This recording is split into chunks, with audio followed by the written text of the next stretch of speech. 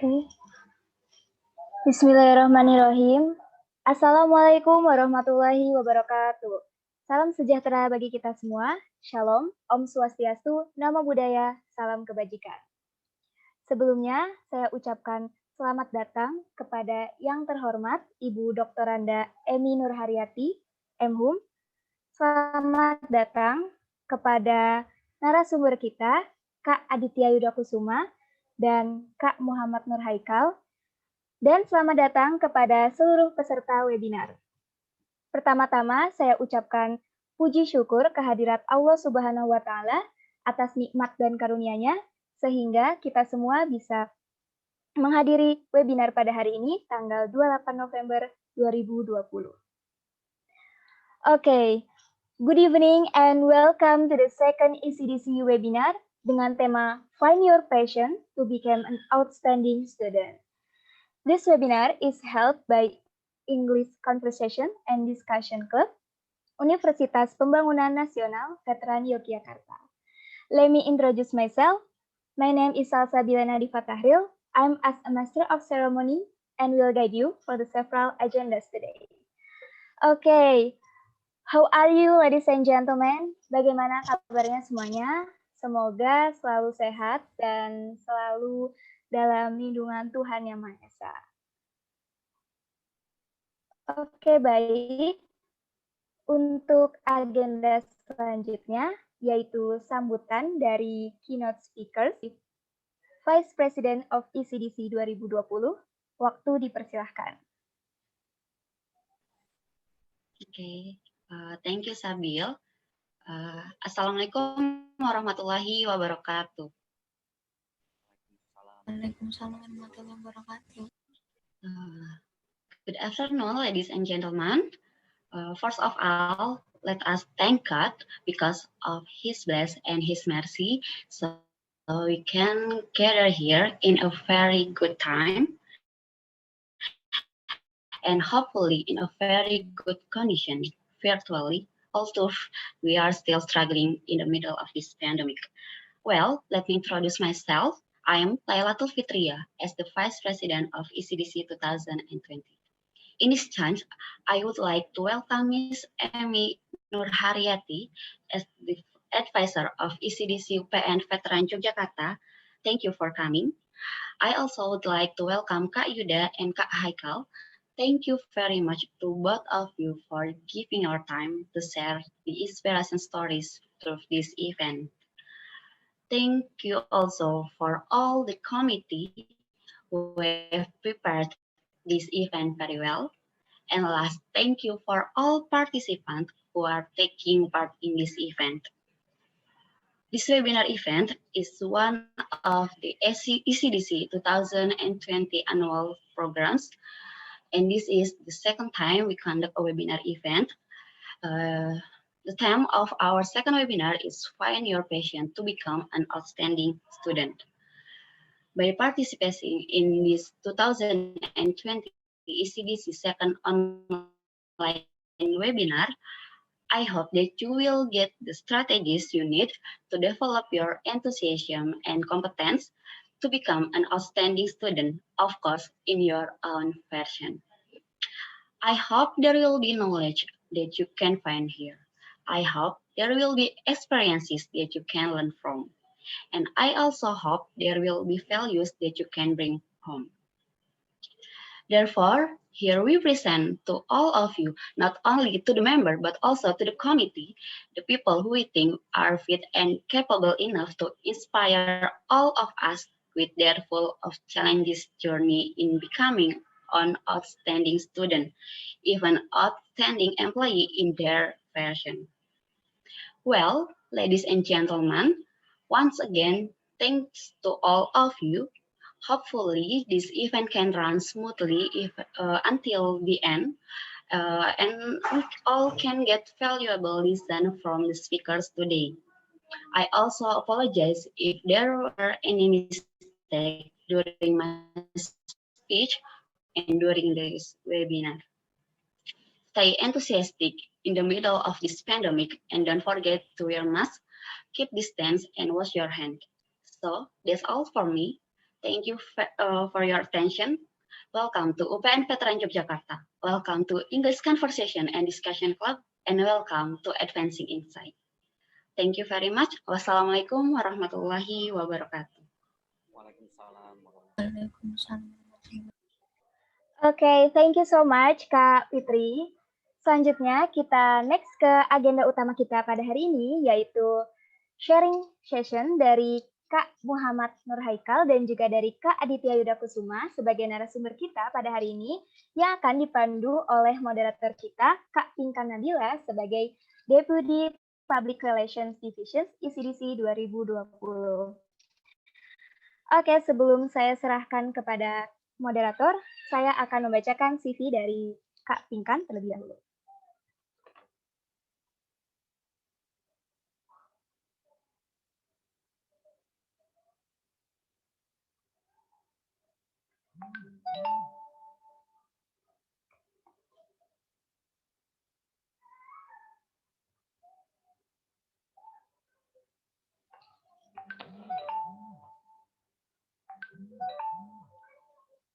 Pinkan Nabila Nur Anissa is a college student of Communication Science, Universitas Pembangunan Nasional Veteran Yogyakarta, who has interest on public relations, marketing, and volunteering projects. Organizations, reporter on UPN TV Yogya, Vice Head of Divisions Public Relations, ECDC UPN Veteran Yogyakarta 2019-2020, Certificate, Top 7 of Public Relations Competition, Universitas Mercubuana 2019, Public Relations of All You Can Out YK Weekend 2020 Internship, MC of Webinar Kewirausahaan FISIP Anniversary UPN Veteran Yogyakarta 2020. Oke, thank you. Untuk selanjutnya, langsung saja saya serahkan kepada moderator, kepada Kak Pinkan Nabila. Waktu dipersilahkan. Okay, thank you, Sabil, for the time. Now, before we start our webinar, we would like to read the CV from our first speaker, Kak Aditya Yuda Kusuma.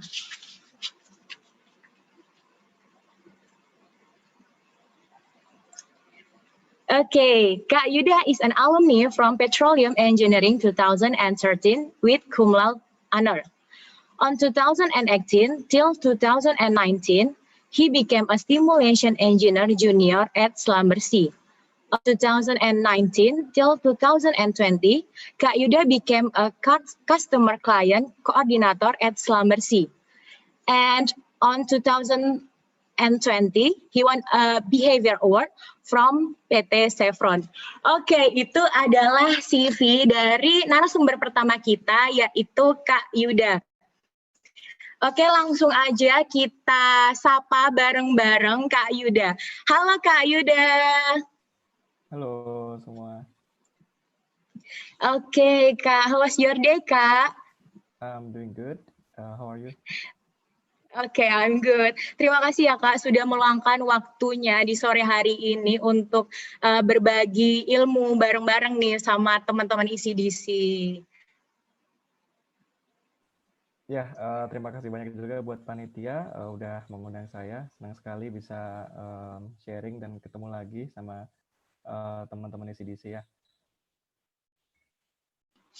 Oke, daripada kelamaan ya Kak, langsung aja deh ya kita mulai materi mengenai how to find and manage your passion. Oke, silakan Kak Yuda, time is yours. Oke.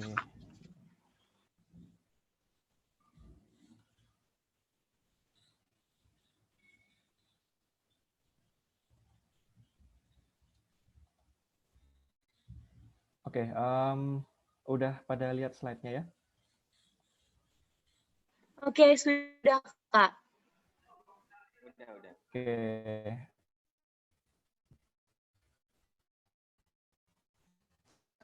Ya udah, selamat sore semuanya. Mungkin masih pakai bahasa Indonesia ya. Sebelumnya terima kasih banyak atas waktunya yang diberikan kepada panitia ECDC sudah mengundang saya untuk sharing di webinar yang telah meluangkan waktu yang sangat berharga untuk mengikuti sharing session di sore hari ini. Dan saya senang sekali ya diundang sama panitia untuk sharing session ya meskipun nggak bisa bertatap muka langsung di kondisi pandemi seperti ini. Dan sesuai dengan tema yang diberikan panitia ya tentang sharing session ini, jadi panitia meminta saya untuk sharing tentang passion. Jadi bagaimana passion itu bisa mendrive kita ke sukses. Dan sebenarnya saya orang teknik ya, tapi saya diminta untuk memberikan sharing ini. But it's okay. Oke. Nah, jadi outline dari diskusi kita ini pada sore hari ini, what is passion? Terus how to find your passion, kemudian how to use your passion, dan yang terakhir adalah change your habit. Nah, sebelumnya, apa sih passion itu? Oke, jadi passion adalah suatu hal yang kita tidak akan pernah bosan untuk melakukannya. Dan kita akan rela mengorbankan segala hal untuk mencapai hal itu. Dan sebenarnya passion ini juga suatu hal yang sangat kita sukai. Gitu. Jadi sesuatu hal yang bisa kita lakukan berjam-jam tanpa kita merasakan kelelahan. Oke, sebelumnya apakah pernah teman-teman ngerasa dalam posisi bingung? Sebagai contoh, pernahkah teman-teman merasa ada di situasi ketika kamu nggak tahu harus ngapain? Kemudian apalagi untuk yang masih kuliah ya, gimana sih tips menghadapi perkuliahan dengan passion? Gimana kita bisa memanfaatkan passion untuk mendrive kita? So how do we overcome it? Oke, so first of all, yang pertama yang paling penting adalah kita harus mencari passion kita. Jadi sebenarnya cukup simpel ya untuk mencari passion. Yang perlu kalian lakukan dengan mencari passion yaitu kalian harus mencari tahu apa kesukaan kalian dan kalian melist down beberapa hobi yang kalian sukai dan juga beberapa hal yang kalian nggak sukai. Sebelum lanjut, mau tanya ke partisipan ya, suaranya dengar ya? Kedengeran. Oke, lanjut. So, how to find your passion? Oke, jadi yang perlu diketahui bahwasanya passion itu bisa berubah-ubah ya teman-teman. Jadi sebagai contoh, hal yang kamu sukai 10 tahun yang lalu, itu bisa jadi nggak kamu sukai sekarang. Dan hal yang kamu sukai sekarang, itu juga bisa jadi berubah di masa mendatang. Nah, dari sana kita bisa tahu bahwasanya passion itu bisa berubah-ubah dan berkembang. Contohnya saya ya, dulu saya waktu kecil suka main Lego. Begitu remaja, saya suka bongkar pasang alat elektronik seperti di gambar ini. Terus mungkin lately passion saya berubah ya, lebih ke trading ataupun tentang analisa ini. Nah, meskipun passion bisa berubah dan berkembang, sebenarnya kalau kalian perhatikan, meskipun berbeda-beda, tapi passion itu menjurus ke satu hal yang kurang lebih sama. Yaitu kalau di sini bisa dibilang bahwasanya passion saya itu analytical. Nah, jadi misal ada tantangan yang belum terpecahkan ataupun mungkin ada challenge, saya bisa tuh nahan nggak makan, mungkin tidurnya telat untuk sampai menyelesaikan challenge ini. Atau at least ada pencerahan untuk mencari passion, seperti yang saya bilang tadi. Kalian bisa coba buat nyari, melist down, kira-kira apa sih hobi kalian, dan dari hobi-hobi itu kira-kira secara garis besarnya kalian tipe orangnya seperti apa. Oke, nah begitulah cara menemukan passion ya teman-teman. Tapi sebenarnya tunggu dulu, karena saya juga akan menyampaikan satu hal, yaitu passion itu nggak akan menyelesaikan segalanya. Ingat bahwasanya passion nggak akan menghasilkan uang. Tetapi ketika kamu bisa expert dan bisa memberikan manfaat ke orang lain dengan passion yang kamu punya, itu baru teman-teman bisa menghasilkan uang dan bisa jadi passion itu mendrive kalian untuk jadi lebih baik. Teman-teman juga harus identifikasi nih, apa sih profesi yang bisa teman-teman kerjakan dengan passion teman-teman tersebut. Sebagai contoh, saya kan suka analisis kan.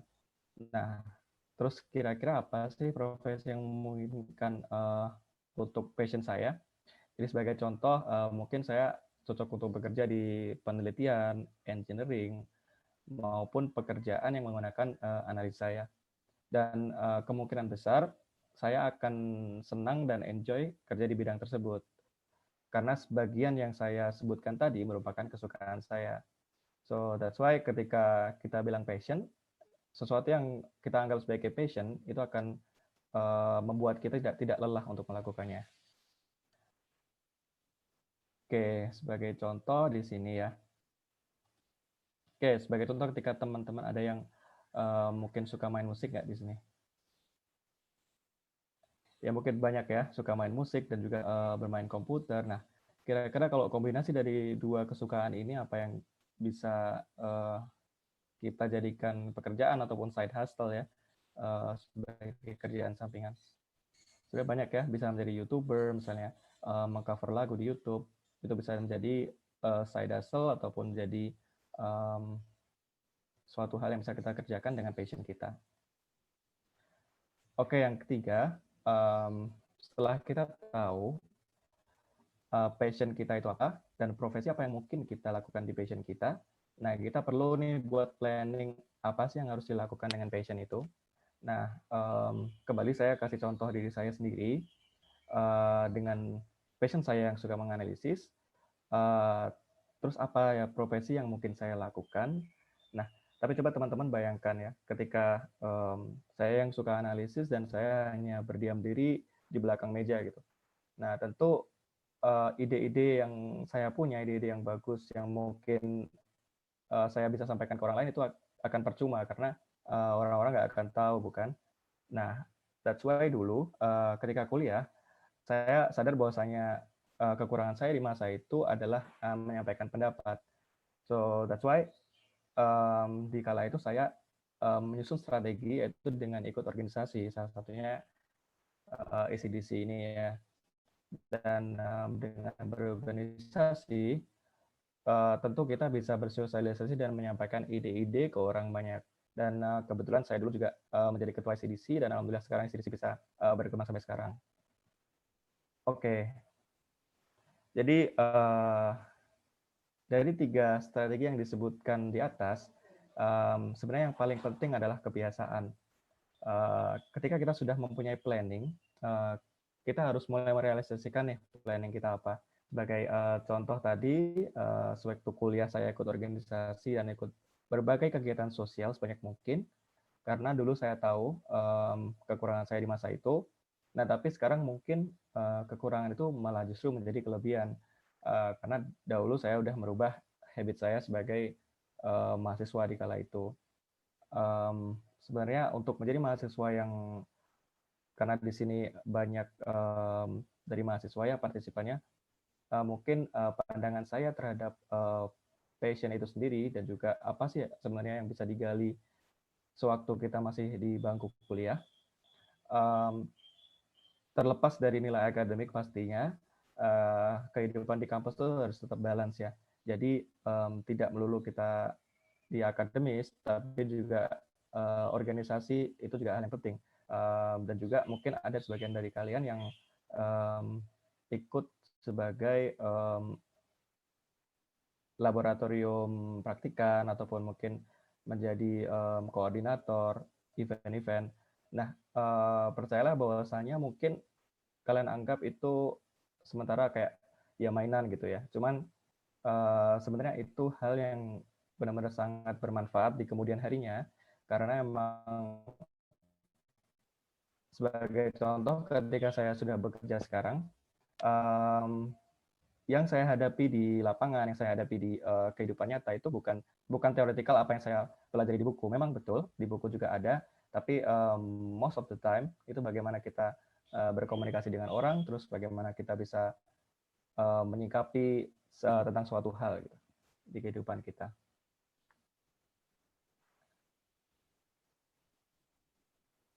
Oke, nah jadi di sini ya teman-teman, ini ada quote yang cukup menarik ya. Jadi I can atau saya bisa itu 100 kali lebih penting daripada IQ.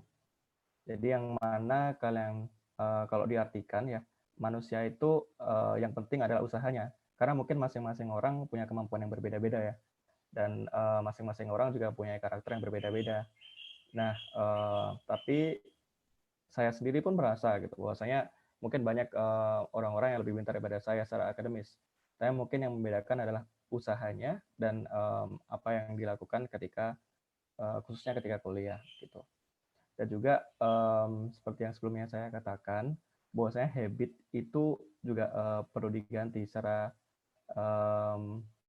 untuk in real-nya gimana contohnya? Ya ketika kita bisa bangun pagi, terus kita bisa membiasakan untuk membaca buku ataupun dan lain sebagainya. Nah, jadi di sini juga ada yang moto hidup saya, yaitu life is just a matter of perspective gitu. Jadi kalau yang saya lihat bahwasanya hidup itu adalah seni untuk menyikapi sesuatu. Sebagai contoh real ya, dulu sewaktu kuliah mungkin saya dosen skripsinya mungkin menurut teman-teman saya itu cukup ini ya apa namanya killer dan mungkin lebih menantang gitu. Nah, cuman saya itu memandang sebagai hal yang lain. Saya memandang bahwasanya ini bukanlah sebuah ketakutan, cuman justru sebagai challenge. Seperti kalau kalian contoh, kalian lihat ya, kalau kalian main game terus kalian naik level, terus kemudian kesulitannya semakin tinggi, justru kalian akan lebih bersemangat dan kalian akan lebih akan lebih bersemangat untuk menjalani itu. Dan dulu juga waktu itu dosen saya pun pernah bilang gitu, Yuda kenapa kamu kayak polisi gitu di waktu itu. Terus saya pun bertanya balik, kenapa Pak? Bapaknya bilang bahwasanya kamu kayak polisi karena tiap hari ngejar-ngejar saya.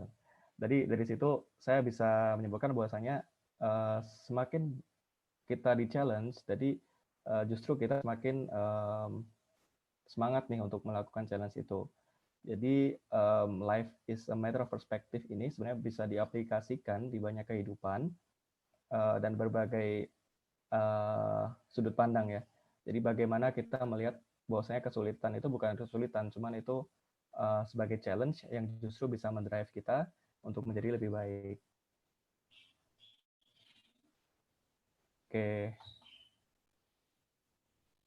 Oke, itu juga ada satu quotes ya.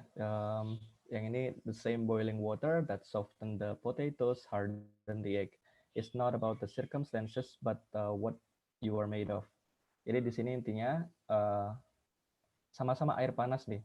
Jadi sama-sama air panas, yang satunya membuat si potato atau si kentang itu lembut, tapi justru si telurnya menjadi keras dengan yang panas. Jadi sebenarnya dengan kondisi yang sama, yang membedakan seseorang adalah bagaimana dia menyikapi terhadap sesuatu. Gitu. Mungkin singkat aja ya presentasi saya. Terima kasih. Question and answer-nya langsung atau nanti ya? Q&A-nya nanti ya, Kak. Oh ya udah. Oke, kalau gitu mungkin cukup dari saya. Terima kasih semuanya. Oke, thank you ya Kak Yuda atas materinya yang benar-benar insightful banget gitu loh buat aku dan teman-teman. Oke, teman-teman kita bakal ada sesi tanya jawab tapi sehabis dari speaker kedua kita. Nah, speaker kedua kita kali ini tentunya nggak kalah keren dari speaker kita sebelumnya, yaitu ada Kak Muhammad Nur Haikal. Halo Kak Haikal. Halo semua, halo. Halo Kak, tapi sebelumnya aku minta izin bacain CV dari Kak Haikal dulu ya. Oke, siap. Oke, Kak Muhammad Nur Haikal is a student from Geological Engineering 2016. On 2017 till 2018, he became a president of ECDC UPN Veteran Yogyakarta. On 2018, he became a head of Humas Division of HMTG Pangyao UPN Veteran Yogyakarta. On 2018, he became a participant of Jarum Character Building. On 2019, he became a participant of Jarum Leadership Development. Oke, tadi adalah CV dari speaker kedua kita, yaitu Kak Haikal. Oke, Kak Haikal, gimana Kak kabarnya, Kak? Alhamdulillah baik banget malah. Oke, Kak, langsung aja ya. ini menyampaikan materi tentang how to get a scholarship. Langsung aja deh, monggo Kak. Oke, sebentar. Itunya udah dinyalain belum ya? PPT-nya. Jadi aku bisa minta tolong operator nggak, satu orang dari panitia mungkin yang bisa tolong ngebukain PPT-nya gitu. Oke, bisa Kak. Sebentar ya Kak. Oke, sip. Nah, mungkin sambil menunggu yang lain, seperti yang udah dikenalin ya, mungkin sekilas tadi udah dikenalin, tapi mungkin di depan kita juga bakal kenalan lebih jauh lah. Nah, di sini mungkin sebelum aku mulai, aku pengen nanti moderator mungkin bisa menyela gitu ketika suaraku kurang jelas atau ada suara berisik, karena memang aku sekarang posisinya lagi di luar rumah karena tadi juga hujan, jadi ya neduh di sini lah istilahnya kayak gitu. Ini suara kedengeran belum? Kedengaran jelas Kedengeran Kak? kan ya? Jelas. Oke, siap. Oke, kita mulai ya. Sesuai dengan apa yang teman-teman lihat di slide pertama ini, materi yang akan saya bawakan yaitu mengenai tips and tricks how to get a scholarship gitu ya. Jadi bagaimana caranya kita untuk mendapatkan beasiswa. Nah, di sini mungkin nanti apa ya, untuk tips dan triksnya itu akan lebih ke pengalaman yang udah saya dapatkan selama mengikuti proses untuk mendapatkan beasiswa. Nah, mungkin seperti itu ya. Oke, next. Oke, untuk outline presentasi ataupun presentation online pada hari ini, yang pertama ada introduction, yang kedua ada common types of scholarship, yang ketiga ada benefits of scholarship itself, and also tips and tricks.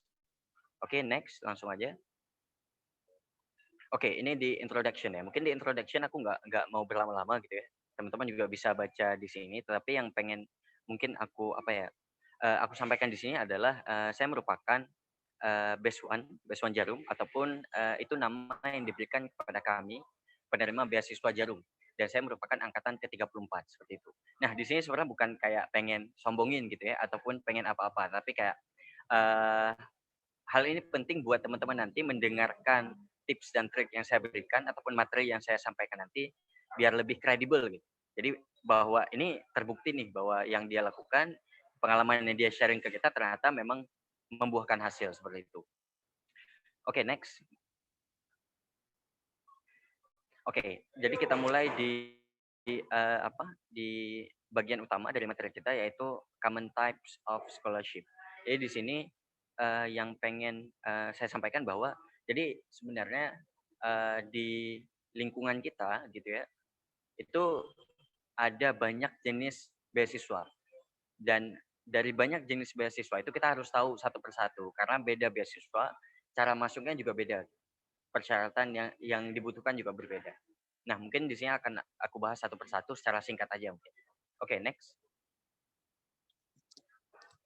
Oke, yang pertama adalah beasiswa penuh.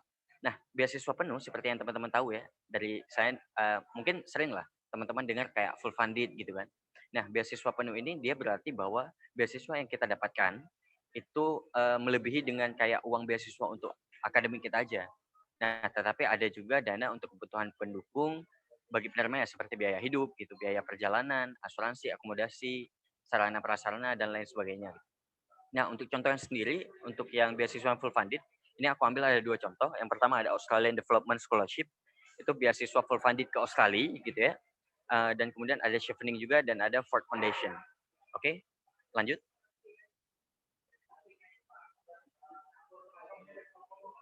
Next, operator. Oke, yang kedua ada beasiswa bantuan. Jadi untuk beasiswa bantuan ini dia itu spesifik seperti beasiswa yang diberikan kepada orang-orang yang kurang mampu seperti itu. Nah, seperti contoh yang paling kita sering lihat adalah bidik misi. Tapi sebenarnya nggak cuma bidik misi, banyak juga semisal perusahaan-perusahaan swasta yang nanti akan masuk ke kategori beasiswa swasta. Tetapi dia kategorinya masuk lagi ke kategori beasiswa bantuan. Di mana beasiswa bantuan ini dia itu diperuntukkan untuk teman-teman kita yang memiliki ketidakmampuan finansial. Nah, jadi yang membedakan beasiswa bantuan dan beasiswa yang lain nanti biasanya ada di bagian administrasi, di mana teman-teman harus mendapatkan surat keterangan miskin seperti itu ya, ataupun surat keterangan tidak mampu. Oke, lanjut. Nah, yang ketiga ini ada beasiswa ikatan dinas, seperti ya terdengar dari namanya ya. Jadi ketika kita telah mendapatkan beasiswa ikatan dinas ini, kita tuh harus mengabdikan diri gitu. Ataupun kita harus bekerja ke mereka, ataupun kita harus memberikan timbal balik dalam bentuk apapun. Nah, biasanya beasiswa ini tuh juga dikatakan sebagai beasiswa sponsor gitu. Ada juga yang mengatakan seperti itu. Nah, biasanya ketika yang memberikan sponsor itu bisa aja dari bentuk yayasan dan sebagainya. Oke, lanjut. Nah, kemudian beasiswa non akademik. Jadi beasiswa non akademik ini secara singkatnya adalah dia itu beasiswa yang bukan akademik. Bukan akademik dalam artian kayak apakah prestasi kuliah, apakah beasiswa penelitian segala macam. Tapi beasiswa non akademik biasanya yang paling sering kita lihat adalah beasiswa olahraga. Nah, contohnya adalah beasiswa bulu tangkis yang diberikan oleh Jarum gitu ya. Nah, itu contoh yang mungkin yang paling sering kita lihat. Ataupun beasiswa Indomaret juga kalau teman-teman ada yang tahu, itu juga ada beasiswa untuk pemain voli. Nah, gitu ya. Oke, lanjut. Nah, kemudian ada beasiswa penghargaan. Jadi beasiswa penghargaan ini bisa teman-teman baca, indikatornya adalah indeks prestasi akumulatif gitu ya. Kumulatif yaitu nilai IPK lah, IPK teman-teman yang dilihat. Dan biasanya yang paling sering kita lihat ataupun paling lumrah ya kita sebagai mahasiswa adalah beasiswa penghargaan dari kampus ataupun juga bisa dibilang ada yang mau prize gitu ya. Karya cendekia kalau di UPN gitu ya dan lain sebagainya. Jadi itu merupakan beasiswa penghargaan. Nah, sini mungkin disclaimer sedikit. Jadi aku di sini nggak akan terlalu menjelaskan ya untuk tipe-tipe beasiswanya karena poinnya yang pengen aku sharing, value pengen aku bawa adalah mengenai tips dan triknya tadi. Jadi di sini cuma sekedar pengetahuan umum aja buat teman-teman. Oke, lanjut.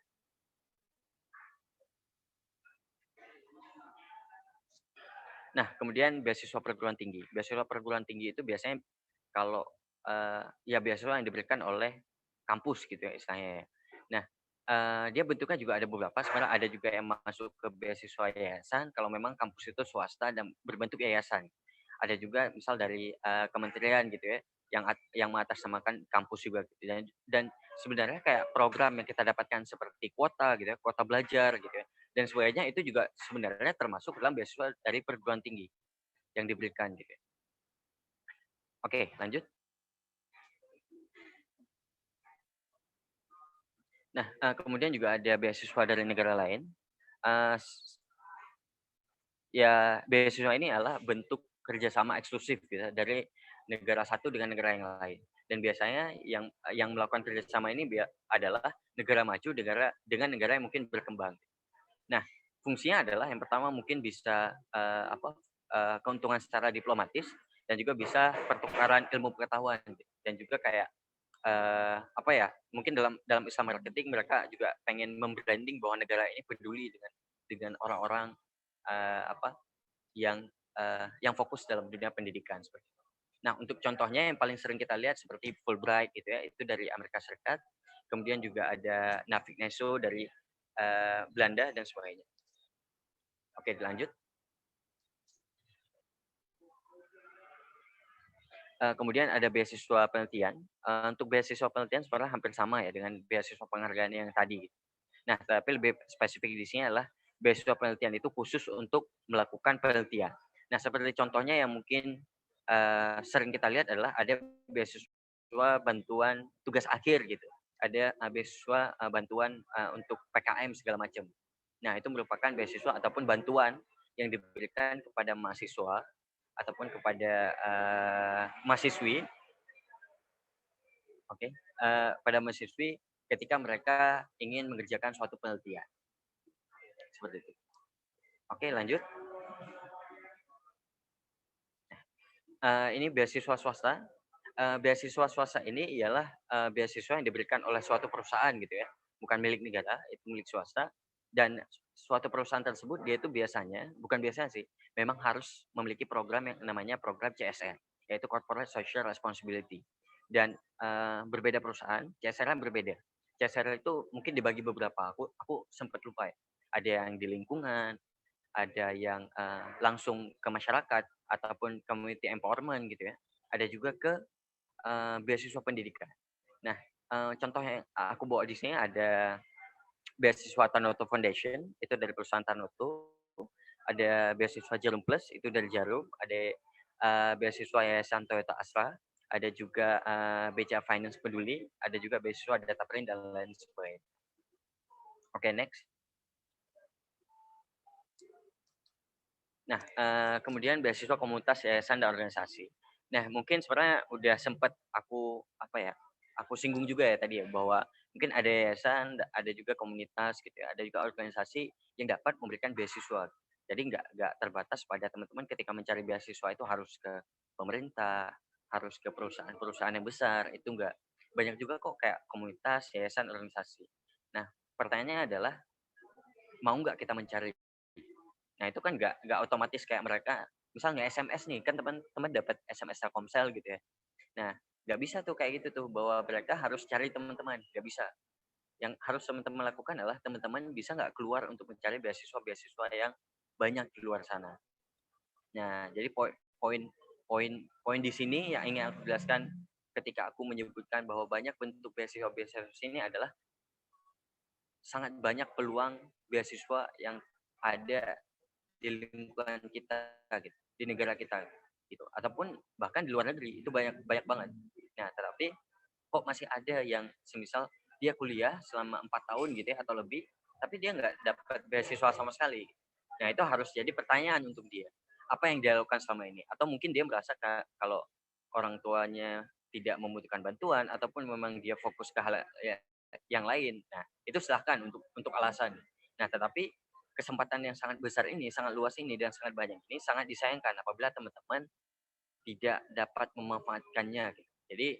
Jadi apabila teman-teman ini masih di bangku kuliah, masih ada waktu lah, itu sangat disarankan untuk mencari beasiswa-beasiswa seperti itu. Oke, next. Oke, jadi kita masuk ke bagian yang kedua, yaitu benefits of scholarship ataupun manfaat dari mendapatkan beasiswa. Nah, apa aja sih manfaatnya ketika kita mendapatkan beasiswa? Apakah cuma duit gitu kan? Karena kan ya biasanya orang lebih pahamnya beasiswa itu ya duit gitu. Yang kita dapatkan cuma duit. Nah, mungkin di sini aku sebagai penerima beasiswa yang apa ya? Mungkin kategorinya adalah bukan cuma duit yang aku dapatkan. Sehingga aku akan membreakdown manfaat-manfaat yang mungkin teman-teman bisa dapatkan dengan mendapatkan suatu beasiswa. Oke, next. Oke, jadi sebelum kita masuk manfaat, aku pengen jelasin dulu gitu ya. Jadi mungkin berdasarkan manfaat itu tadi gitu ya, ataupun ya berdasarkan apa ya, ya mungkin manfaat itu tadi ya. Aku membaginya menjadi beasiswa jangka panjang, plus-plus, ada plus-plusnya. Jadi ada hal yang kita dapatkan lebih, dan juga beasiswa jangka pendek. Plus minusnya apa? Jadi beasiswa jangka panjang, contohnya seperti Jarum beasiswa plus gitu. Nah, jadi beasiswa yang kita dapatkan itu bukan cuma duitnya aja, tetapi juga ada pelatihan, ada kegiatan, banyak hal lah. Ada course-course yang kita dapatkan, seperti karakter building, ada leadership development yang aku sebutkan tadi di CV, ada juga nation building dan sebagainya. Pokoknya banyak hal yang kita dapatkan gitu. Banyak pelatihan soft skill yang kita dapatkan. Dan duit juga kita dapatkan. Cuma minusnya adalah beasiswa ini membuat kita terikat. Karena ketika kita mendapatkan beasiswa, itu biasanya kita tuh akan ada perjanjian bahwa kita tidak sedang mendapatkan beasiswa yang lain gitu. Nah, kalau beasiswa Jarum sendiri itu beasiswa jangka panjang dan waktunya adalah kurang lebih 12 sampai 13 bulan. Nah, sehingga ketika kita dalam waktu setahun itu kita tidak boleh mendapatkan beasiswa apapun ataupun tidak boleh mengapply beasiswa apapun, dan itu telah kita lakukan tanda tangan di atas materai gitu. Jadi nggak bisa kita langgar gitu. Nah, mungkin minusnya itu. Minusnya adalah bahwa mungkin beasiswa yang kita dapatkan secara material itu terbatas. Karena kan kita terikat kan, jadi kita nggak bisa nge-hunting beasiswa yang lain nih. Nah, itu kurangnya ataupun minusnya dari beasiswa yang jangka panjang. Nah, kemudian yang jangka pendek itu adalah beasiswa ketika kita apply, kita keterima, kita dapat cash-nya gitu, ataupun kita dapat bantuan dananya, ataupun kayak bantuan pemotongan UKT juga bisa gitu. Nah, jadi setelah kita mendapatkan itu, selesai gitu. Jadi nggak ada ikatan lagi. Jadi kita udah bisa nge-hunting beasiswa-beasiswa yang lain. Nah, plusnya adalah berarti kita bisa mencari beasiswa yang lain untuk untuk mendapatkan pundi-pundi finansial gitu ya. Dan minusnya adalah kita nggak dapat apa-apa selain duitnya aja gitu, ataupun dananya aja. Nah, mungkin itu dulu ya, biar teman-teman dapat gambaran dulu nih ketika aku menjelaskan kenapa ada manfaat yang lain. Oke, next. Ini sampai sini suaranya kedengeran ya? Aman ya? Aman, Kak. Oke. Next slide. Oke, jadi ini benefit yang apa ya? Yang bisa aku breakdown ya dari pengalaman aku dapatkan, yaitu selama mungkin hampir 13 bulan mendapatkan beasiswa Jarum dengan segala pelatihan yang ada, segala kegiatan yang ada. Nah, yang pertama benefitnya adalah yang udah pasti menambah uang jajan. Nah, menambah uang jajan ini dalam arti ketika mungkin apa ya, teman-teman dapat duit lebih nih, baik untuk baik membeli cara lain. Misal kayak teman-teman pengen beli laptop macamnya, itu bisa tuh dari duit beasiswa. Ataupun kayak apa gitu ya, foya-foya atau apa gitu ya. Tapi ya jangan sampai foya-foya. Nah, membantu ekonomi orang tua ini teman-teman akan dipakai untuk misal bayar kosan gitu, sehingga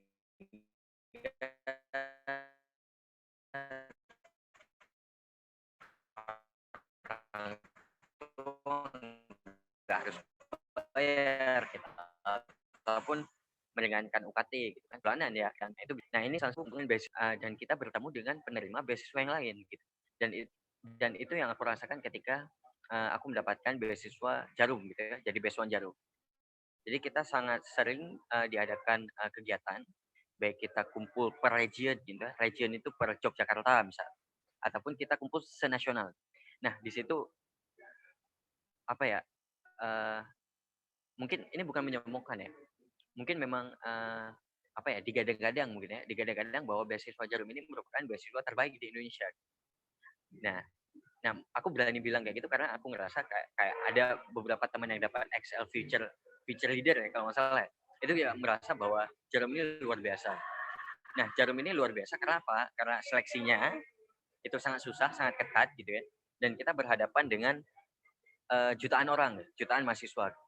Dan itu yang membuat mungkin saringannya juga sangat luar biasa. Sehingga aku benar-benar mendapatkan teman-teman relasi dan yang luar biasa juga gitu. Bayangkan teman-teman, di angkatanku aja di Best 134, aku tuh seangkatan dengan Miss Indonesia gitu. Bayangkan gitu. Jadi kita ada di angkatan kita tuh ada penyiar radio gitu. Ada Miss Indonesia gitu. Ada temanku juga dia apa? Dia ketua BEM Erlangga, dia itu cewek, dia ketua BEM Erlangga gitu. Apa kampus Erlangga. Kemudian ada juga yang apa temanku apa? Dia BEM FISIP, ketua BEM FISIP, dia juga pernah beberapa kali diundang ke Metro TV gitu. Pokoknya kita menemukan orang-orang yang luar biasa gitu, dan apa ya, nggak nyangka aja gitu bahwa kita tuh seangkatan dengan mereka. Bayangin nih, misalnya aku duduk dan di sampingku adalah seorang Miss Indonesia gitu, dan itu kan kayak langit sama bumi ya, saya kayak gitu ya, bahwa kayak kita tuh ngerasa kayak ternyata orang yang seumuran dengan kita ada yang udah sehebat ini gitu, seluar biasa ini gitu. Dan itu yang membuat bahwa beasiswa yang aku dapetin kemarin itu sangat berharga, dan lebih berharga daripada uang. Jadi kita dapat misalnya ya paling kasarnya adalah kita dapat kontak gitu, kita dapat kenalan gitu. Jadi kalau kita kemana-mana kita ada teman gitu kan.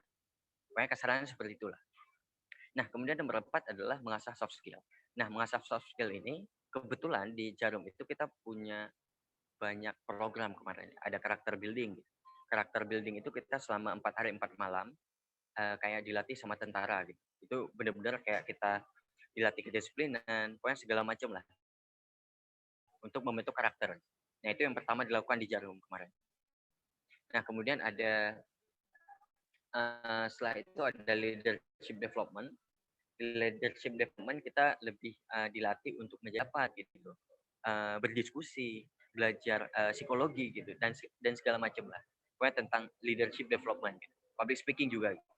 Nah, kemudian di sana juga ada nation building, di mana kita diajarkan tentang Indonesiaan dan juga tentang culture-culture yang ada di Indonesia yang harus dilestarikan.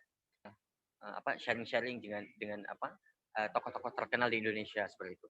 Nah, kemudian ada juga untuk menambah motivasi belajar dan meningkatkan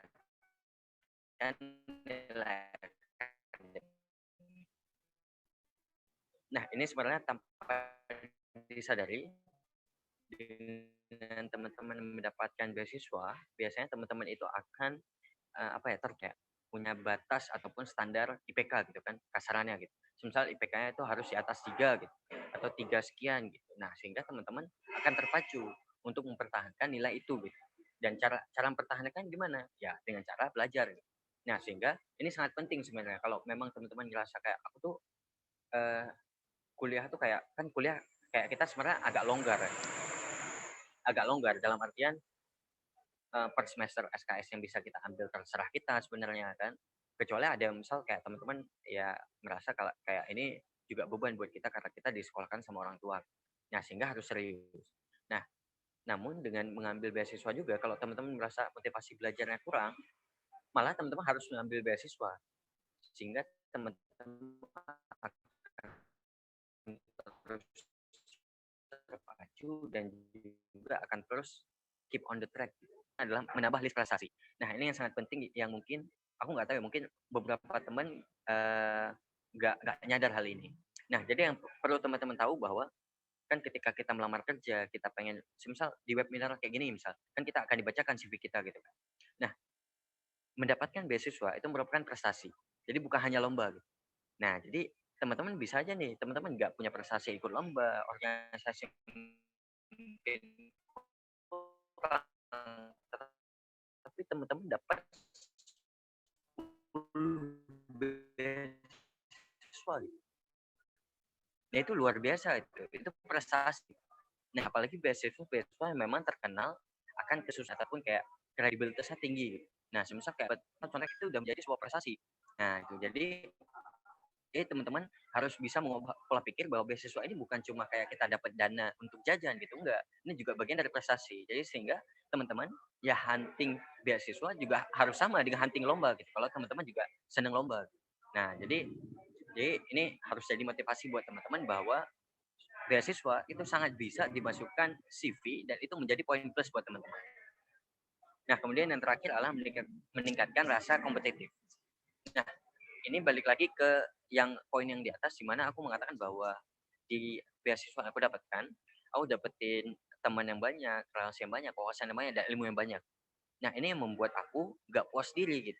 Karena ada orang yang ngerasa ketika dia udah, misal di kampusnya udah nomor 1 nih, misal di fakultas udah nomor 1 gitu, ikut lomba banyak, nilai bagus gitu kan. Dia tuh udah ngerasa jumawa lah saya. Jumawa tahu ya, Nek? Jumawa ya. Nah, sombong gitu, congkak gitu kan. Nah, dengan teman-teman, dengan kita mendapatkan beasiswa, kita kenal dengan orang yang lebih hebat, yang mungkin kayak kita tuh nggak kepikiran gitu ke dunia mereka gitu. Nah, itu juga akan meningkatkan rasa kompetitif yang kita punya gitu. Kita bakal mikir bahwa ternyata aku nggak ada apa-apanya gitu. Kayak aku juga dulu merasa gitu. Pas aku udah dapat beasiswa Jarum gitu kan, jujur aku ngerasa di kampus gitu ya, itu udah agak jumawa gitu. Nah, jumawa karena kita dalam satu sekampus UPN yang ikut kemarin itu sampai 200 sampai 300 orang pas angkatanku, itu dari UPN yang lulus cuma 7 orang gitu. Dan di fakultasku yang lulus cuma 3 orang gitu. Nah, itu udah agak jumawa kan karena kayak kita tuh kedengeran kemana-mana gitu nama kita gitu. Nah, ternyata pas kita kumpul Best One seluruh Indonesia, kita ketemu Miss Indonesia, ketemu orang hebat-hebat lainnya gitu. Malah kita itu bukan apa-apa gitu. Nah, sehingga itu yang dapat menumbuhkan rasa kompetitif kita gitu. Nah, itu yang sangat penting dari mendapatkan sebuah beasiswa. Oke, next.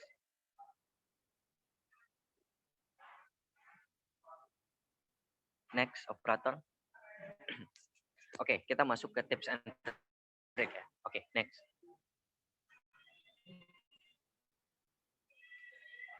Oke, jadi tips and trick-nya aku bagi ke dalam 4 kategori gitu ya.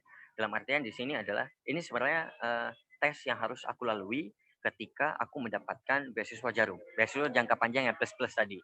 Nah, untuk beasiswa yang jangka pendek itu biasanya nanti akan ada hanya sebatas administrasi ataupun mungkin ada beberapa yang ada writing test. Tapi untuk FGD ataupun JAT gitu ya, yang aku jelaskan nanti dan juga interview biasanya itu nggak ada. Nah, sehingga nanti aku akan jelasin tips and triknya ke empat-empatnya biar istilahnya teman-teman ikut beasiswa manapun itu udah ke-cover ya istilahnya seperti itu. Oke, next. Oke, jadi yang pertama administration. Jadi di sini tuh nggak ada tulisan apa-apa ya. Jadi aku akan menjelaskan secara verbal aja. Gitu. Ntar kalau suaranya kurang jelas atau ada noise apapun, moderator tolong di ini ya, dicela ya. Oke, Kak, siap. Oke, di bidang administrasi. Jadi ini bidang bukan bidang, istilahnya tes paling awal, bagian paling awal ketika teman-teman pengen masuk ataupun mencoba suatu beasiswa. Jangan kalah sebelum bertanding. Nah, apa itu? Itu adalah ketika banyak orang yang menyerah ketika berkasnya itu banyak. Gitu. Nah, itu ada tuh. Jadi dia tuh udah nyicil beberapa berkas, tetapi ada berkas yang misal gak selesai ataupun berkas yang apa ya, yang mungkin dia nggak tahu dapetin di mana gitu. Dia udah nyerah. Nah, itu yang banyak sekali terjadi pada istilahnya apa ya, hunter-hunter beasiswa gitu ya. Nah, kenapa orang itu kenapa nggak beasiswa cukup sangat banyak, kenapa nggak semua orang ikut gitu? Karena itu tadi, jadi ada yang nyerah sebelum bertanding. Nah, meninjau lagi poin yang pertama tadi, untuk mengurus berkas beasiswa itu nggak boleh mepet. Nah, kenapa nggak boleh mepet? Karena gini teman-teman. Jadi berkas beasiswa itu kan sebenarnya ada yang banyak, ada yang simple, ada yang ribet gitu kan. Itu tergantung beasiswa masing-masing. Nah, tetapi jangan mepet di sini adalah dalam artian teman-teman itu harus menyiapkan jauh hari. Karena sebenarnya kan waktu yang diberikan untuk persyaratan ataupun pendaftaran beasiswa biasanya itu lama. Ada yang sebulan, ada yang 2 bulan. Itu kan waktu yang lama kan. Nah, yang sering terjadi adalah karena waktu yang lama, karena mahasiswa senengnya deadline gitu ya, senengnya mepet, maka yang dikerjakan adalah seminggu sebelum pengumpulan gitu. Nah, itu yang salah gitu. Yang salahnya kenapa? Karena nanti sebenarnya berkas yang diminta itu biasanya itu pengurusannya itu nggak bisa sehari 2 hari. Ada juga yang lama, tergantung kampus, tergantung kayak kita harus ngurus kemana. Gitu. Nah, jadi teman-teman harus mempersiapkan itu. Jadi kayak misal contoh yang paling umum ya, transkrip itu transkrip diurus sama biasanya yang itu adalah surat aktif, keterangan aktif, sama surat menerima. Biasanya membutuhkan waktu lama, kayak harus jelas teman-teman itu harus mempersiapkan jauh hari gitu. Jadi untuk waktu yang sebulan itu harus disisihkan dari minggu pertama gitu. Harus dicicil dari minggu yang pertama gitu. Nggak boleh tuh dicicil dari minggu yang terakhir gitu, karena nanti nggak sempat. Ataupun sempat, itu yang terjadi adalah nanti akan ada keburu-buruan. Baik dalam nanti teman-teman ngirim dokumennya, misal kayak memasukkan ke map yang kurang bagus gitu, ataupun biasanya ada persyaratan kan, harus dikirim kemana, alamat gimana gitu, segala macam gitu, harus ngisi ke website segala macam gitu. Nah, itu harus dipersiapkan. Jadi apa ya, administrasi ini sebenarnya itu untuk tingkat kegagalannya itu sangat tinggi. Dan sangat tinggi itu dalam artian banyak yang apply, banyak yang kurang memuaskan, sehingga banyak yang tidak lolos administrasi gitu di awal. Padahal itu yang paling gampang sebenarnya. Administrasi itu paling gampang gitu. Nah, jadi karena itu gampang, jangan seolah-olah teman-teman menyepelekan masalah administrasi. Nah, itu yang ingin aku tekankan. Nah, kemudian kita masuk ke bagian cara kita untuk lulus administrasi. Administrasi kan sebenarnya semua orang sama gitu kan. Dia ngumpulin berkas. Nah, yang jadi pertanyaannya adalah berkas yang seperti apa yang lulus? Gitu. Nah, berkas yang lulus adalah berkas yang menarik. Dan berkas yang lengkap. Nah, lengkap. Lengkap adalah sesuai dengan apa yang diminta. Gitu. Nah, nggak boleh kurang. Lebih juga sebenarnya nggak boleh. Gitu. Nah, misal kayak teman-teman nggak diminta surat keterangan tidak mampu gitu, tapi memasukkan itu nggak boleh. Nah, jadi harus lengkap dan sesuai porsi. Nah, bikin menariknya adalah itu penambahan di isi berkas teman-teman. Dan biasanya yang harus lengkap adalah di data diri yang bagus dan juga dengan CV. Nah, mungkin di CV aku nggak bakal terlalu menjelaskan ya, karena itu kan sebenarnya penjelasan untuk CV yang baik kan juga dalam kan. Nah, tetapi pengen CV yang baik adalah CV jangan lah. Nah, jadi CV itu yang benar-benar menarik dan niat. Nah, CV yang menarik itu mungkin CV yang oke. Mungkin CV yang kayak Pinkan liatin tadi gitu ya. Jadi CV-nya ada desainnya gitu dan desainnya itu nggak norak, profesional. Mungkin seperti itu. Oke, next. Oke, kemudian di writing test gitu ya. Writing test ini biasanya itu ada 2 tipe. Ada tes potensial akademik, TPA, itu kayak tadi kelewatan tuh. Ada TPA, sama satu lagi ada tes psikotes, psikologi gitu ya. Untuk TPA, tips and triknya adalah ya belajar gitu. Itu kayak TPA numerik, kayak apa namanya, sinonim gitu kan. Pokoknya ya normal lah, TPA normal. Tapi tips and triknya adalah karena tidak ada minus, tidak ada pengurangan ketika salah-salah atau apapun, ya teman-teman usahakan mengisi semaksimal mungkin, sebanyak mungkin gitu. Itu kalau kalau tips yang aku gitu. Jadi daripada kita nggak ngisi, mending kita isi gitu. Nah, itu tips yang pertama. Kemudian di psikotes itu biasanya itu ada 2 tuh. Kalau kalau di Jarum ya, aku terima tuh ada 2. Yang pertama adalah warteg test, itu tes menggambar gitu ya. Dan kemudian itu ada tes menggambar juga, tetapi kita menggambar suatu profesi gitu. Jadi kita dan digambar dan pilihannya itu yang periksa adalah orang-orang psikologi gitu. Jadi ada nilai psikologinya dari gambar yang kita hasilkan. Mungkin itu. Oke, lanjut. Mungkin lebih dalamnya ntar di pertanyaannya aja. Nah, kemudian GAT ataupun Game Assessment Test dan juga Forum Group Discussion. Nah, ini sebenarnya sangat tricky ya. Jadi sebenarnya ini hampir sama ya, tapi di Jarum kemarin kita menggunakan Game Assessment Test. Game Assessment Testnya itu berbeda sedikit dengan Forum Group Discussion, di mana kita bermain game dulu. Jadi kita bermain game dulu, jadi kayak ada bisa puzzle, bisa teka-teki gitu. Pokoknya game yang harus kita pecahkan gitu, secara berkelompok. Nah, setelah kita pecahkan berkelompok, kita tuh akan istirahat dan duduk kumpul dan nanti dari orang yang asesmennya, dari istilahnya penjuriannya itu nanti akan diskusi dengan kita gitu. Jadi di kelompok kita akan diskusi kayak nanya kayak tadi gimana cara kalian menyelesaikan ini gitu. Yang bikin ide duluan siapa gitu. Kemudian kamu ngapain aja gitu. Pokoknya ada diskusi lah secara berkelompok gitu.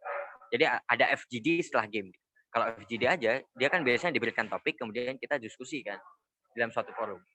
Nah, yang tricky di sini adalah sebenarnya aku nggak bisa mengatakan poin apa yang dinilai. Nah, tetapi yang bisa aku jelaskan di sini adalah teman-teman harus menjadi pembicara yang baik dan pendengar yang baik. Nah, di mana teman-teman harus istilahnya memberikan gagasan yang baik, kan teman-teman juga harus vokal kan. Nah, tetapi teman-teman juga harus menjadi pendengar yang baik. Bagaimana cara teman-teman menerima saran orang lain, mendengarkan orang lain, dan segala macam. Nah, trikinya adalah orang merasa kayak dia tuh harus dominan di sana, dia tuh harus ngomong di sana. Dan ada juga orang yang ngerasa kayak, oh berarti ini kayaknya kita tuh nggak boleh terlalu dominan. Nah, itu yang trikinya. Jadi orang tuh menganggap bahwa aku takut nih kalau dominan, ntar orang ngerasa kayak aku tuh terlalu dominan dan aku dianggap jelek. Nah, sebenarnya nggak ada. Aku sendiri juga nggak tahu harus bilang apa ke teman-teman. Nah, tetapi yang mungkin yang benar-benar aku rasakan adalah teman-teman harus menjadi pembicara yang baik dan juga pendengar yang baik. Oke, next. Nah, ini yang terakhir ya. Di interview. Kalau interview, tips and triknya adalah yang pertama teman-teman harus jujur. Karena yang interview kita adalah benar-benar profesional. Jadi ketika teman-teman berbohong gitu, teman-teman mengarang, gitu. Nah itu akan sangat kelihatan. Gitu. Nah sehingga teman-teman itu harus benar-benar jujur gitu, ataupun apa ya, pembicaraan itu benar-benar let it flow. Gitu. Tapi kan masalahnya ada juga kayak, bang aku tuh grogi gitu segala macam. Nah tapi sebenarnya teman-teman nggak usah takut. Gitu. Jadi karena ketika teman-teman grogi di sana, biasanya dari pengujian itu akan sedikit apa ya, ada ice breakingnya lah. Jadi kayak benar-benar kita tuh dibawa dalam obrolan gitu kan. Nah, cuman yang menjadi tips and triknya adalah sebenarnya di interview itu kita tuh dapat nge-drive pembicaraan. Nah, nge-drive pembicaraan di sini adalah dalam artian kita tuh dapat nge-drive, kita tuh pengen ditanyain masalah apa gitu. Nah, jadi kita pengen ditanya masalah apa adalah hal-hal yang kita tuh istilahnya apa ya, nilai paling plus lah di CV kita gitu. Karena mereka istilahnya menanyakan tentang diri kita gitu, CV kita. Nah, misal contoh kayak gini nih. Nah, dulu aku tuh nge-drive pembicaraan ke arah yang pertama ke jurusanku, karena itu yang aku kuasai. Yang kedua adalah aku nge-drive ke poin di mana aku tuh menjadi ketua ICDC pada tahun kedua masuk kuliah gitu, pada aku semester 3. Jadi kan itu sebenarnya banyak masalah kan di situ, di mana aku harus berproses, cari pengalaman gitu, harus belajar banyak gitu. Pokoknya menjadi pemimpin di usia yang mungkin sangat muda pengalaman gitu. Nah, itu yang aku drive ke sana dan itu kan menarik dan itu menjadi poin yang paling besar menurutku saat itu bahwa aku menjadi presiden gitu. Nah, jadi aku ngedrive ke sana. Jadi aku banyak cerita ke sana sehingga pertanyaan yang banyak dikeluarkan adalah pertanyaan mengenai hal itu. Nah, sehingga pembicaraan itu menjadi menarik dan sebagainya. Jangan sampai gini, teman-teman ini mencantumkan nih ada lomba ngaji gitu kan, ada lomba azan atau ada lomba sepak bola gitu, ada lomba olimpiade beasiswa gitu, olimpiade biologi gitu misalnya.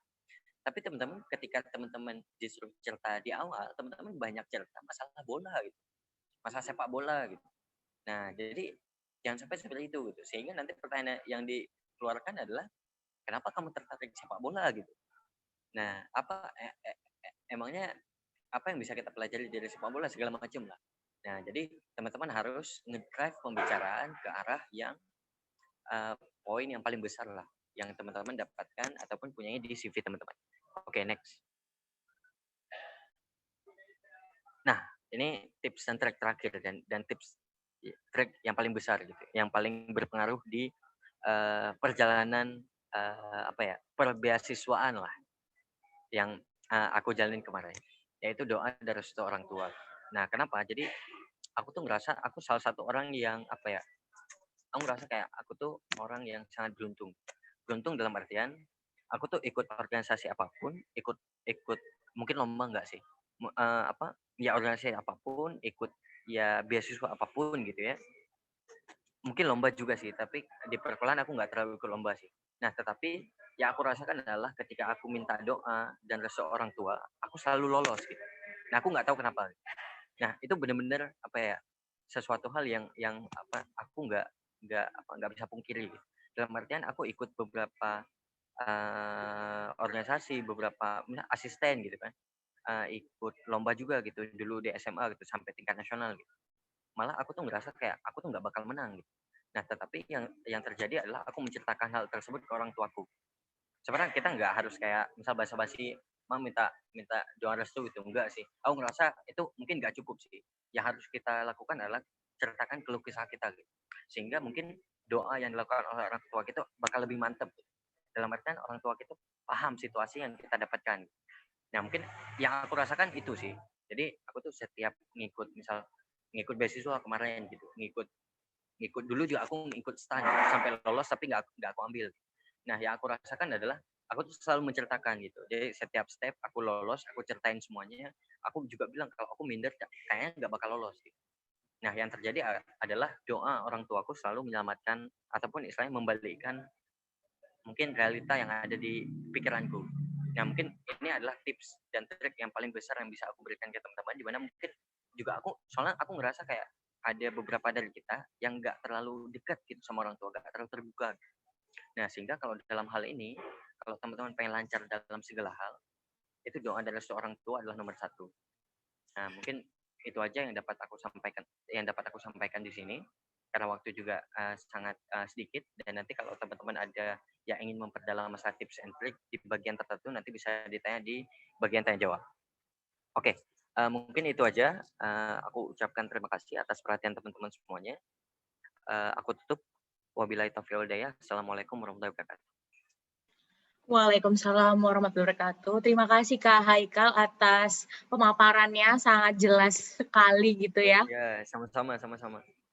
Oke, sekarang kita masuk ke sesi tanya jawab. Jadi bagi teman-teman yang mungkin masih kepo atau masih penasaran atau mungkin masih bingung mengenai materi yang barusan disampaikan oleh kedua speaker hebat kita, langsung aja drop question di chat box yang sudah tersedia. Oke, ini sudah ada pertanyaan dari Irfah Octavian. Kak Yuda, menurut Kak Yuda gimana sih tips agar kita bisa lolos beasiswa? Ini kayaknya buat Kak Haikal ya. Agak salah ya ini, Irfan nggak apa-apa. Gimana sih tips agar kita bisa lolos beasiswa yang ditawarkan sebuah badan lembaga apabila syaratnya dalam bentuk pembuatan essay tertulis? Lalu gimana sih tipsnya agar lolos beasiswa pada tahap wawancara? Gitu, Kak. Berarti silakan Kak Haikal mungkin. Tadi sebenarnya nggak sempat aku jelaskan masalah essay. Jadi kan ada juga beberapa beasiswa. Ini suara kedengeran ya? Kedengeran nggak? Oke, jadi ada beberapa beasiswa yang kayak kita tuh cuma ngumpulin berkas gitu. Dan diantaranya biasanya yang nggak ada interview, itu ada essay-nya. Nah, sebenarnya apa ya, aku juga ngerasa aku tuh bukan penulis yang handal gitu. Dalam artian, aku kalau nulis mungkin agak bagus lah gitu kan. Misalnya nggak menarik lah gitu. Atau ngebosenin, atau kayak penggunaan bahasanya nggak bagus gitu. Jadi mungkin aku nggak bisa kayak terlalu memberikan tips and trick gimana cara nulis essay yang bagus. Nah, cuma yang pengen aku tekankan adalah sebenarnya essay yang bagus juga sama dengan interview yang bagus gitu. Dalam artian, essay yang bagus adalah interview yang kita lakukan, tetapi dalam bentuk essay. Nah, tetapi bedanya adalah kita memprediksi pertanyaan yang akan ditanya. Nah, jadi tips dan trik yang mungkin akan aku berikan adalah teman-teman harus fokus ke bagian yang teman-teman paling poin teman-teman paling besar. Nah, jadi menceritakan ataupun menonjolkannya itu ya tentang itu aja gitu. Nah, jangan sampai teman-teman membuat essay, teman-teman menceritakan semua hal gitu. Nah, jadi teman-teman tuh yang pertama akan sangat membosankan. Karena kita nggak perlu tahu nih teman-teman di SMP jago apa gitu, nggak perlu tahu gitu, nggak relevan lagi. Gitu. Nah, jadi kayak teman-teman itu harus menonjolkan ataupun menceritakan sesuatu yang teman-teman memang value teman-teman paling besar gitu. Yang membuat teman-teman paling menarik, paling menjual. Nah, mungkin itu yang dapat aku berikan. Nah, kemudian di bagian interview gitu ya. Untuk yang interview sendiri, aku juga nggak bisa kayak memberikan kayak tips and trick yang sangat teknis sehingga teman-teman bisa membuat suatu interview yang bagus. Itu aku nggak bisa. Nah, mungkin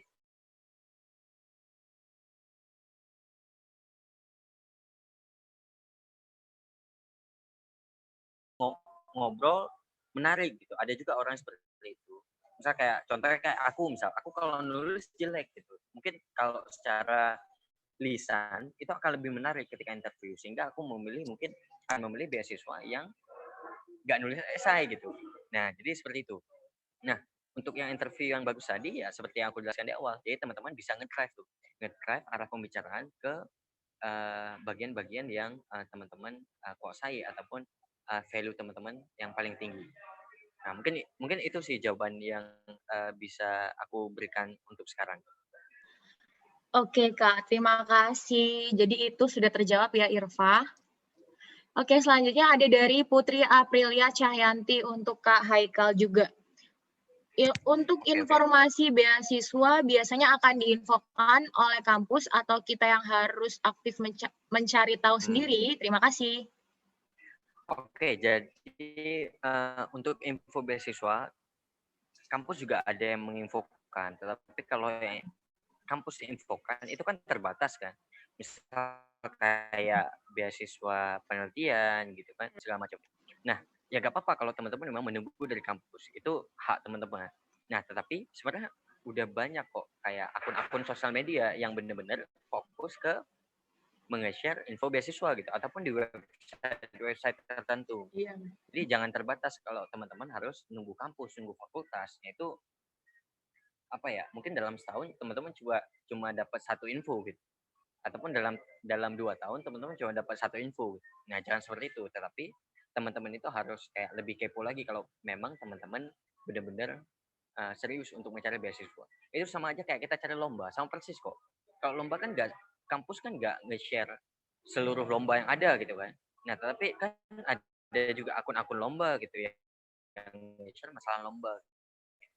Nah, jadi sama persis. Jadi untuk mencari beasiswa dengan mencari lomba untuk kita itu sama persis. Kalau teman-teman menunggu dari kampus aja atau apapun itu sangat tidak disarankan sih. Ya gitu. Oke Kak, terima kasih. Selanjutnya ada dari Tala ke Kak Haikal juga. Seperti yang sudah dijelaskan bahwa ada banyak beasiswa yang tersebar di Indonesia, utamanya seperti yang kita ketahui juga beasiswa-beasiswa tersebut banyak dan beragam, terutama beragam persyaratannya. Yang mau saya tanyakan, apakah syarat atau bekal yang perlu kita persiapkan agar bisa lolos beasiswa secara umum, secara general?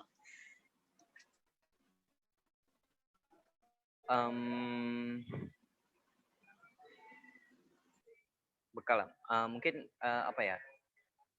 Kalau bisa aku rangkum, bekal yang paling utama adalah optimis. Nah, optimis dalam artian itu teman-teman percaya diri aja gitu. Kalau teman-teman percaya diri aja kan beasiswa banyak kan. Ya udah apply aja banyak gitu. Jadi kayak berkasnya kan biasanya relatif sama gitu. Kecuali kayak ada yang suruh ngisi form tertentu di website mereka gitu ataupun kayak mereka ngasih formulir untuk diisi segala macam.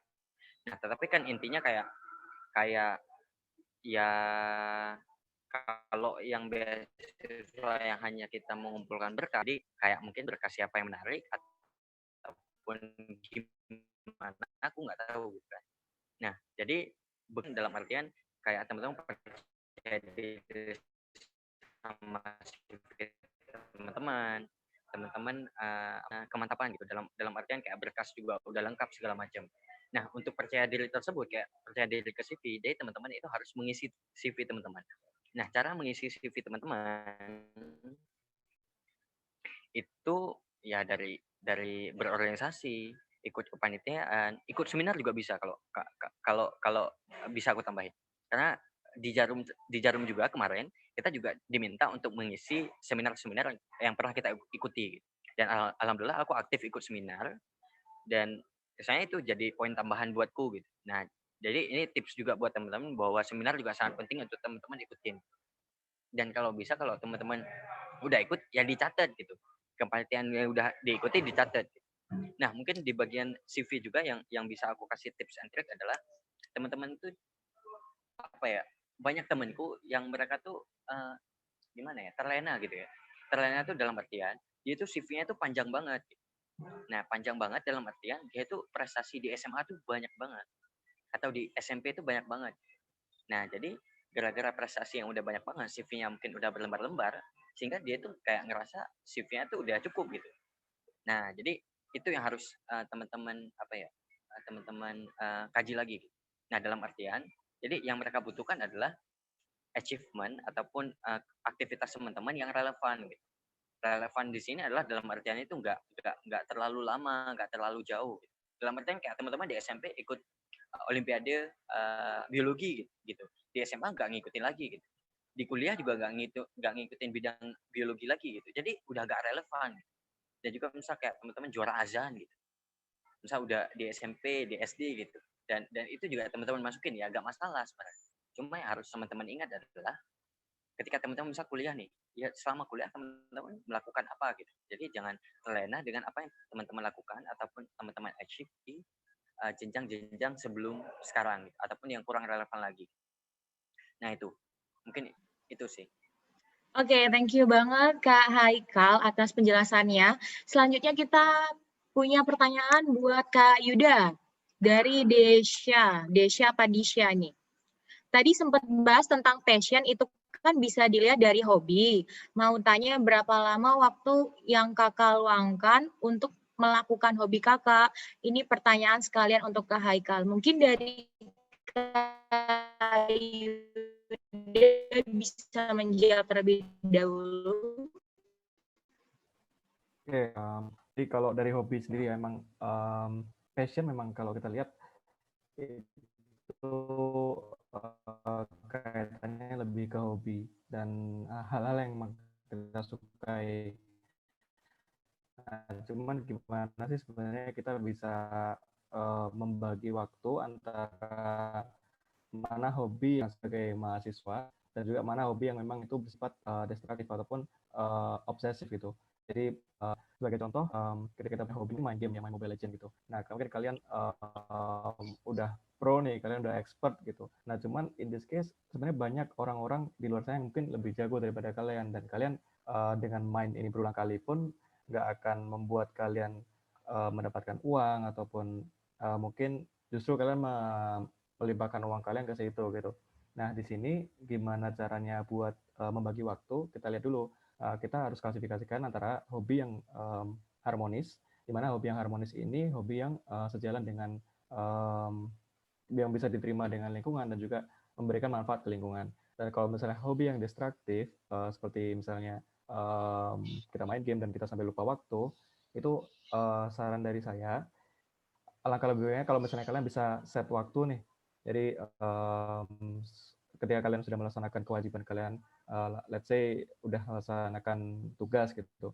Nah, terus kalian set tiap minggu, oke, let's say untuk main game nih 1 jam per hari gitu. Dan emang kita sebagai manusia yang taking control of ourselves, kita yang bisa ngontrol gitu. Jadi sejauh mana dan seberapa lama kita main game. Itu mungkin contohnya sih ya. Kalau mungkin hobi saya dulu ketika saya waktu kuliah, justru dengan berorganisasi itu saya menemukan hobi yang baru gitu. Sebagai contoh, ketika saya di ICDC, saya bertemu dengan banyak teman, terus saya melihat berbagai sudut pandang yang banyak dari teman-teman lain. Nah, di situ malah kadang merasa lebih challenging gitu. Dan dengan itu sebenarnya hobi yang kita dapatkan malah justru lebih bermanfaat bagi kita. Nah, mungkin bisa kita klasifikasikan dulu ya. Hobi yang mana yang tergolong di hobi yang mana yang kita punya itu. Mungkin gitu kalau dari saya.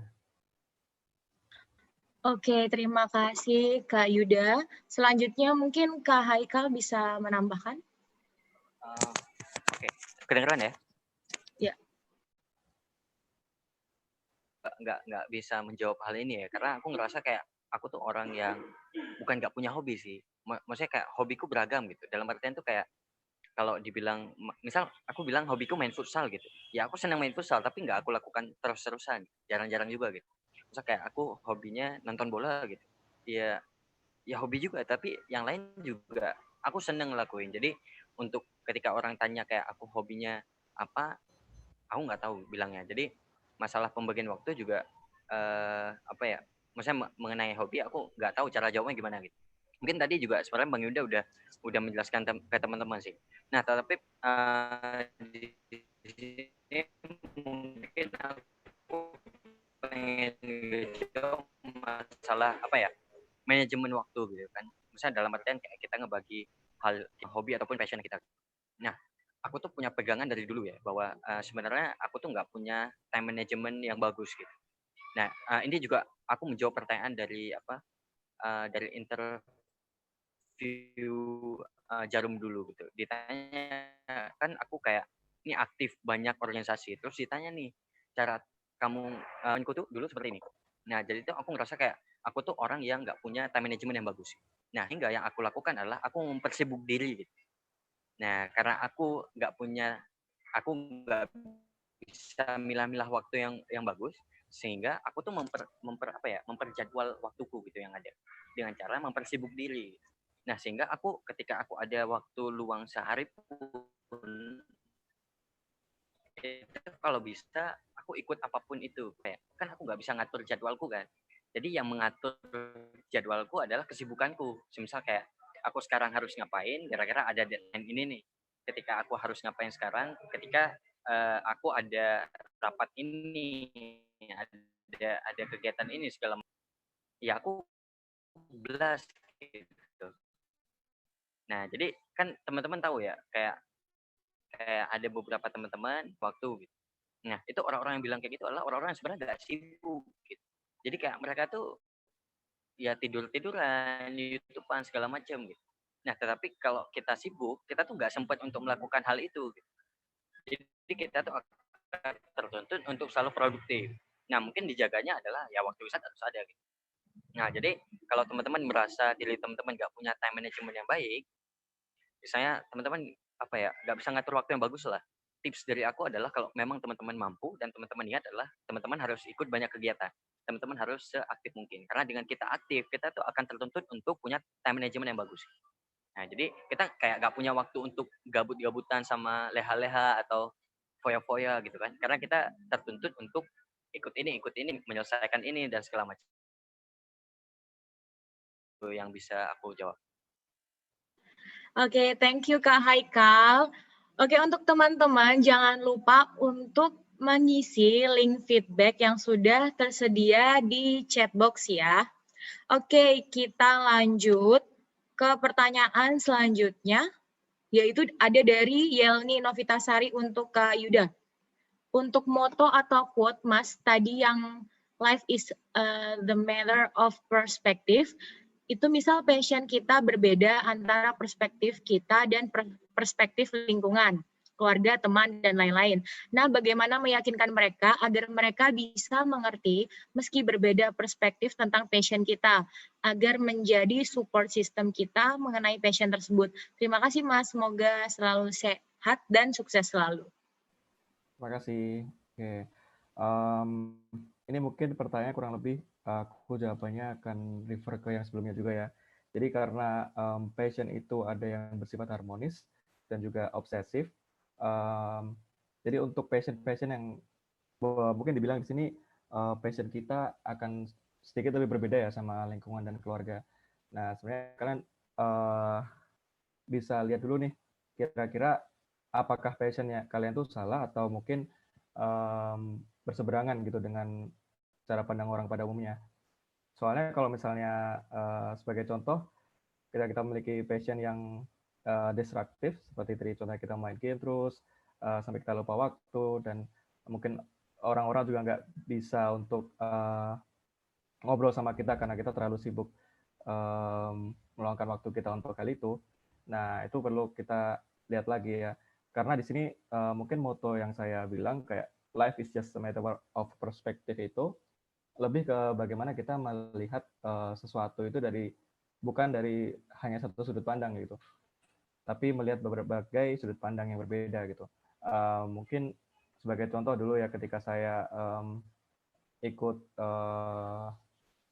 selam bersih waktu itu, nah itu dihadapkan ketika saya waktu itu belum ada persiapan sama sekali, dan di sana ada sekitar 800 orang yang ikut gitu, dan kayak untuk masuk selam bersih pun kita ada beberapa tes. Yang pertama ada tes bahasa Inggris, terus ada tes written, kemudian ada FGD, terus masih lanjut ke HR dan lain sebagainya. Nah, di kala itu ketika saya melihat diri saya sebagai orang yang belum siap, tapi ketika saya lihat lagi nih perspektifnya, kalau orang tua saya bilang kayak sebenarnya kita tuh sama-sama 9 bulan 10 hari gitu, jadi masing-masing orang itu sama aja basically, cuman bagaimana kita menyikapi itu tadi. Nah, makanya untuk kalian mungkin lebih noting tools aja ya buat kalau misalnya sebagai contoh tadi, ketika kita berorganisasi, kita menemui orang-orang yang baru, terus banyak pandangan-pandangan juga yang baru, dan dengan itu mungkin kepercayaan diri kita terhadap sesuatu bakalan lebih meningkat gitu. Karena bisa itu karena terbiasa gitu. Dan mungkin bagaimana kalau tadi pertanyaan untuk meyakinkan teman-teman, meyakinkan keluarga dan teman-teman bahwa passion yang kamu pilih itu benar, ya kalian harus tanggung jawab dengan passion itu gitu.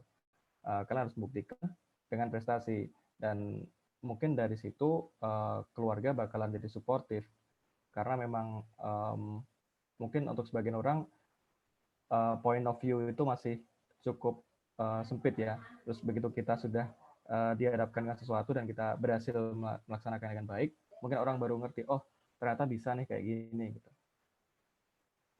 Jadi memang ya mungkin untuk meyakinkan keluarga dan sebagainya, kita harus buktikan dengan prestasi gitu. Oke, buktikan dengan prestasi ya pokoknya ya Kak. Sip banget. Oke, selanjutnya kita punya pertanyaan dari Alicia dari Teknik Perminyakan 2020. Izin bertanya kepada Bang Aditya Yuda. Jadi saya memiliki beberapa hobi gitu Bang, dan mostly hobi saya itu di bidang seni seperti musik dan tari juga. Nah kan saya kuliah itu di bidang teknik dan orang tua saya juga ingin saya lebih fokus di bidang akademik daripada hobi saya tersebut. Pertanyaan saya, apakah ada tips khusus untuk orang-orang seperti saya tentang bagaimana cara untuk menghubungkan antara hobi yang bisa dikatakan berlawanan dengan jurusan kuliah dan karir ini sehingga dalam melakukan kegiatan sehari-hari itu kita terhindar dari kata bosan dan jenuh. Terima kasih, Bang. Oke, terima kasih. Jadi sebenarnya kalau dilihat dari sini, memang mungkin banyak ya dari kita yang merasa di semester kedua, mungkin atau di semester ketiga atau keempat, kayak merasa kenapa mungkin jurusannya nggak searah sama yang kita inginkan gitu. Sebagai contoh, mungkin dipermiakan ya ini tadi ya. Dia kayak misalnya banyak matematika, sedangkan dia nggak suka matematika, justru lebih ke seni gitu. Nah, sebenarnya ini balik ke tanggung jawab dan kewajiban sih ya. Untuk passionnya adik tadi, dengan dia yang suka menari dan lain sebagainya, itu mungkin bisa jadi passion yang untuk mengisi waktu luang, untuk lebih ke bagaimana menghibur dirinya sendiri di kala kepenatan kuliah gitu. Aku juga nggak punya jawabannya pasti buat hal ini karena memang ada sesuatu yang kita itu harus jalani gitu. Balik ke kewajiban, meskipun memang kita apa yang kita inginkan seperti ini, cuman dan kewajiban kita berbeda, ya kita harus tetap jalani gitu. Sebagai contoh mungkin nanti di tempat kerja ketika kalian suntuk gitu sebagai contoh saya kerja di lapangan gitu dan most of the time waktu saya di lapangan jadi semisal mungkin ada aktivitas di malam hari jam 12 malam pun apabila itu diperlukan saya juga bakalan datang ke lapangan. Nah dan di situ banyak sekali hal-hal yang menurut saya untuk hobi dan passion itu diperlukan gitu. Sekarang misalnya saya lagi jauh sama orang tua, saya ada di hutan, terus saya nggak tahu saya mau ngapain. Terus ketika saya cuma merenung dan kayak meratapi kehidupan saya lebih mending melakukan hobi saya gitu. Sebenarnya simple hobi saya sebenarnya hobi yang termasuk destruktif, hobi main game gitu. Cuman at the same time sebenarnya itu berlawan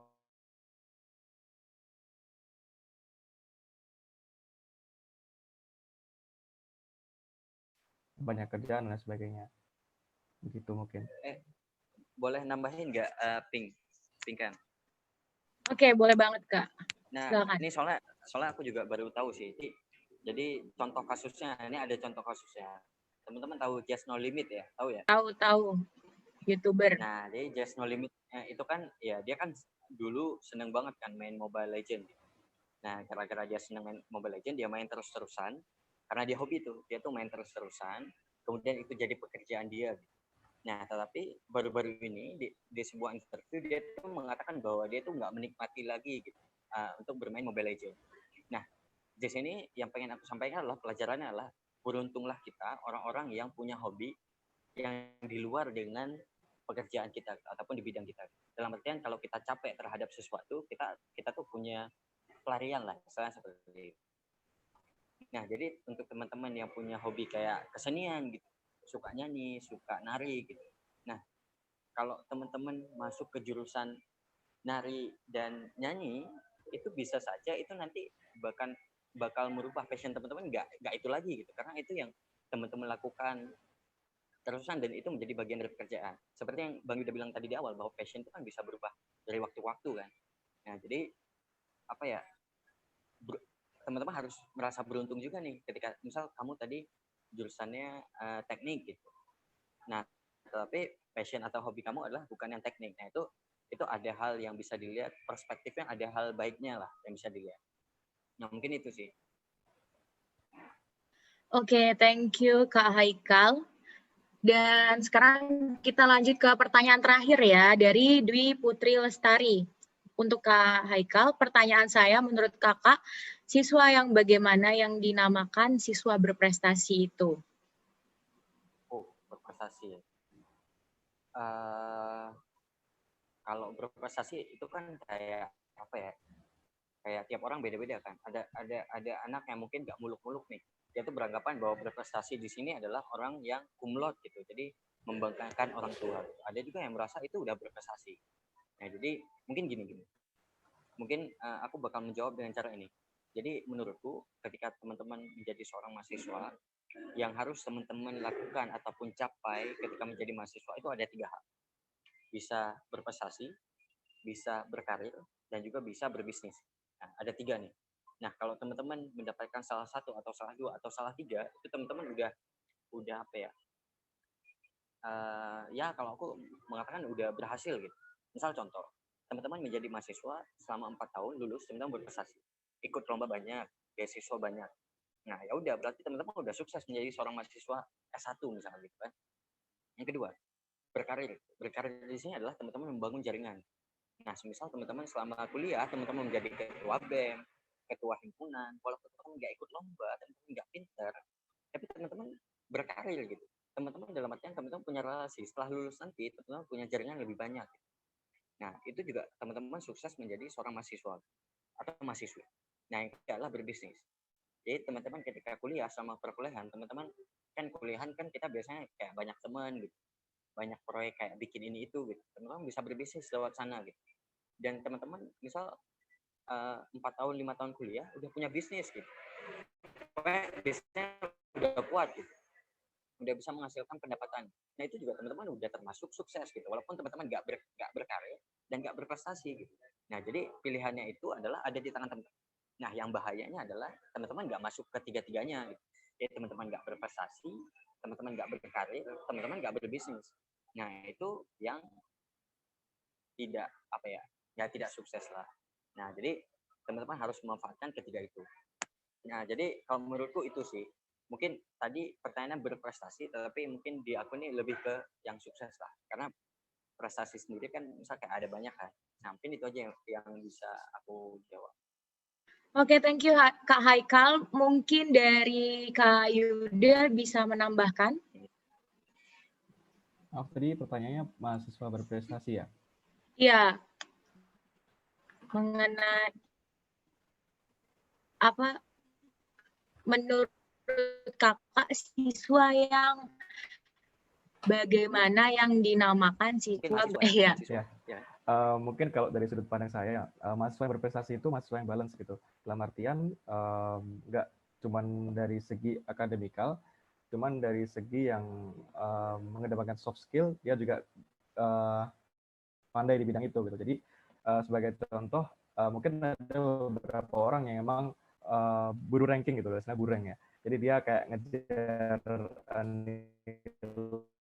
nilai dan dia belajar terus-terusan tanpa mungkin bersosialisasi sama temannya. Dan itu sebenarnya at the end result ketika kita bekerja gitu. Kenapa ya dulu aku nggak coba bersosialisasi sama orang gitu? Karena di tempat kerja justru contohnya aja, ketika saya dihadapkan ke beberapa orang yang lebih senior daripada saya, ada beberapa operator nih dan dia udah puluhan tahun bekerja, bahkan waktu saya lahir pun dia udah bekerja gitu. Dan di posisi itu saya suruh melit dan saya suruh memimpin bapak-bapak ini gitu. Nah, sebenarnya ini lebih ke kalau misalnya kita lebih mengedepankan masalah akademis ataupun kita mengatur gimana baiknya, itu nggak akan ketemu gitu antara bapak-bapak yang udah senior yang dia udah punya caranya sendiri dan mungkin dengan kita gitu. Nah, that's why mungkin itu tadi dengan mahasiswa yang berprestasi itu adalah mahasiswa yang balance antara akademik maupun juga kegiatan-kegiatan di luar kegiatan di perkuliahan gitu. Oke, thank you banget Kak Yuda atas jawabannya. Dan sebelum kita tutup nih acara pada hari ini, aku mau minta sepatah dua kata dong dari Kak Yuda dan Kak Haikal. Mungkin dari Kak Yuda bisa duluan untuk teman-teman ECDC. Oke, buat teman-teman ECDC ya lanjutkan ya teman-teman, tetap aktif di ECDC. Mungkin kalian bakalan bakalan merasakan manfaatnya itu nanti gitu. Sebagai contoh mungkin saya juga manfaatkan gimana sih rasanya kayak kadang kangen gitu balik ke kehidupan mahasiswa gitu dengan banyak orang dan banyak pemikiran yang luar biasa gitu. Nah, saran saya sih ya tetap berorganisasi, tetap dan juga jangan melupakan akademis juga. Tetap semangat dan jaga protokol kesehatan, protokol COVID. Oke, tetap ya Kak, tetap jaga protokol kesehatan gitu ya. Oke, selanjutnya bisa mungkin dari Kak Haikal. Oke, ini buat semuanya ya, baik dari panitia, dari yang ICDC sama dari mungkin teman-teman yang peserta gitu, bukan dari ICDC ataupun bukan dari PN gitu. Sebagai mahasiswa apa ya, teman-teman harus benar-benar memanfaatkan kesempatan teman-teman yang mempunyai status mahasiswa. Karena ketika kita punya status mahasiswa itu adalah status yang menurutku yang membuat kita dapat mencoba banyak hal gitu. Nah, berbeda kalau kita udah lulus nanti gitu. Jadi untuk kita mencoba banyak hal itu udah terbatas gitu. Kalau teman-teman jadi mahasiswa, teman-teman udah masih bisa walaupun berkegiatan tetap bisa, tapi berorganisasi gitu kan, segala macam. Jadi dimanfaatkan betul-betul. Jangan sampai kayak Bang Yuda bilang tadi, ada yang lulus gara-gara dia gak balance akademik dan akademiknya, dia menyesal di kemudian hari. Jadi benar-benar apa ya, memanfaatkan masa kuliah itu jangan kayak cuma apa ya, pacaran gitu, jangan cuma kayak foya-foya gitu, ngeband gitu, jangan ya. Tapi kayak benar-benar dimanfaatkan untuk menggali ilmu dan kesempatan.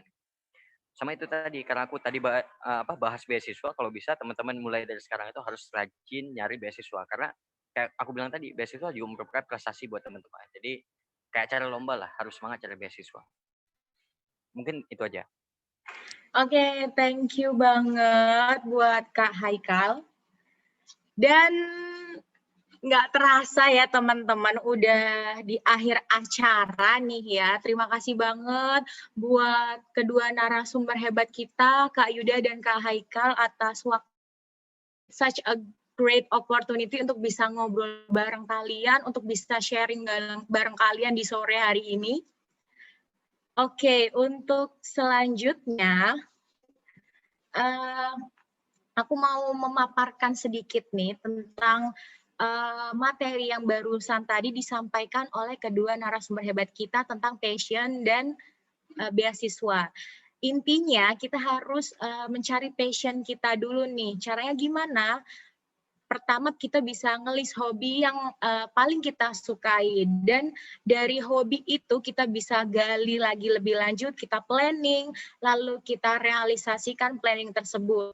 Dan untuk beasiswa sebenarnya ada banyak banget beasiswa, mau ada beasiswa penuh, beasiswa bantuan, beasiswa dari negara lain, tinggal pilih aja. Dan yang pasti harus optimis dan harus percaya diri awalnya ya, begitu.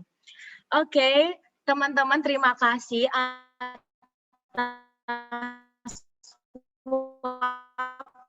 waktunya.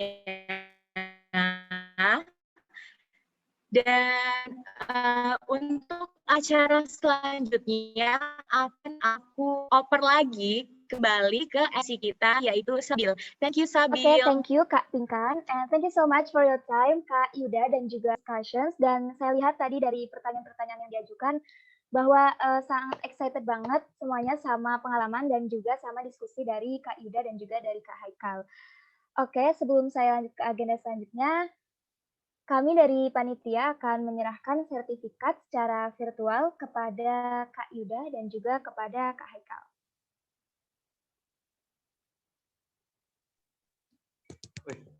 Baru pertama kali ini megangnya gimana nih?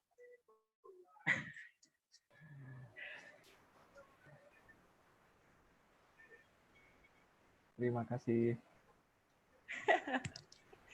Baik, untuk operator mungkin bisa di screenshot. Ya, di edit fotonya pas ngasih. Tangannya gini. Setelah terimanya gimana ya? Gini Bang, gini. Pink kan tahan ketawa ya. Nyalain, Pink. bisa nahan. Ya Allah. Wih. Be yourself and never surrender. There's no limit There's ada no limit. ternyata. Gila.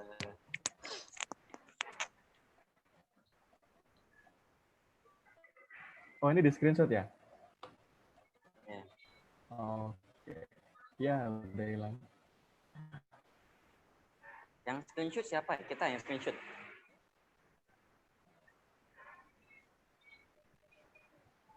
Mana?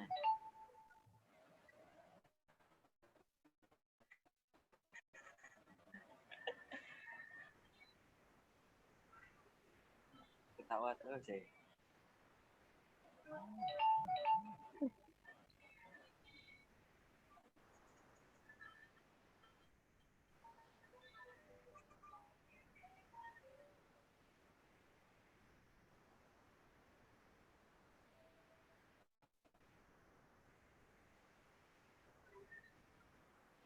Ini udah belum sih? Kok aku bingung.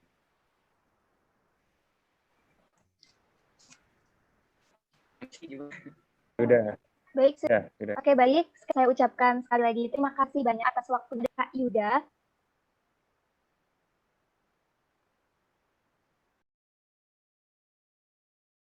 Haryati sebagai advisor of ECDC.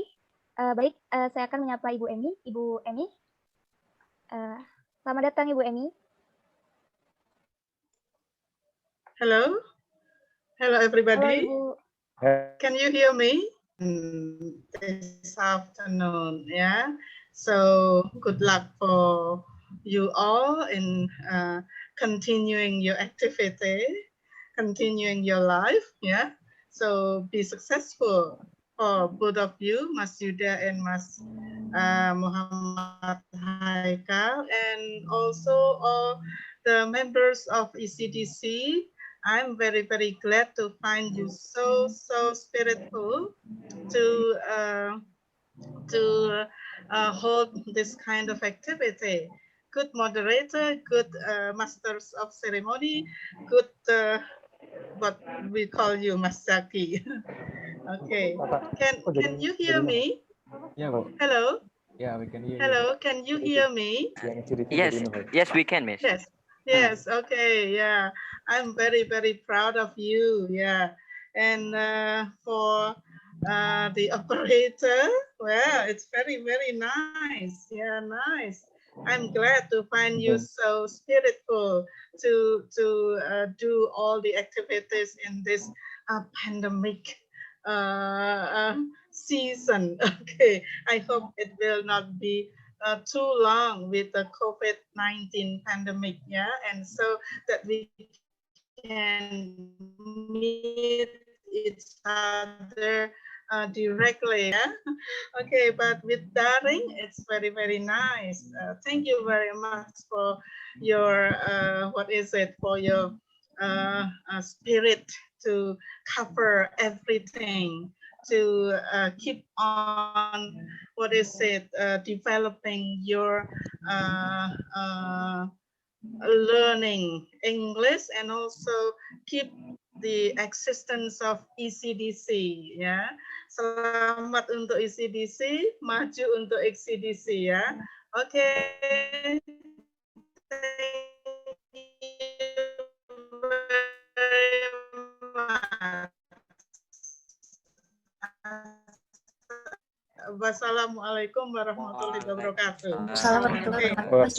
You're welcome. Yeah, you're welcome. Baik, untuk agenda selanjutnya yaitu pengumuman untuk 3 pertanyaan terbaik yang telah kami sampaikan di awal untuk mendapatkan door prize pada hari ini. Oke, langsung saja saya umumkan untuk 3 pertanyaan terbaik.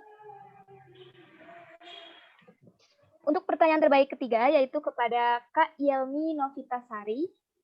Kak Yelmi.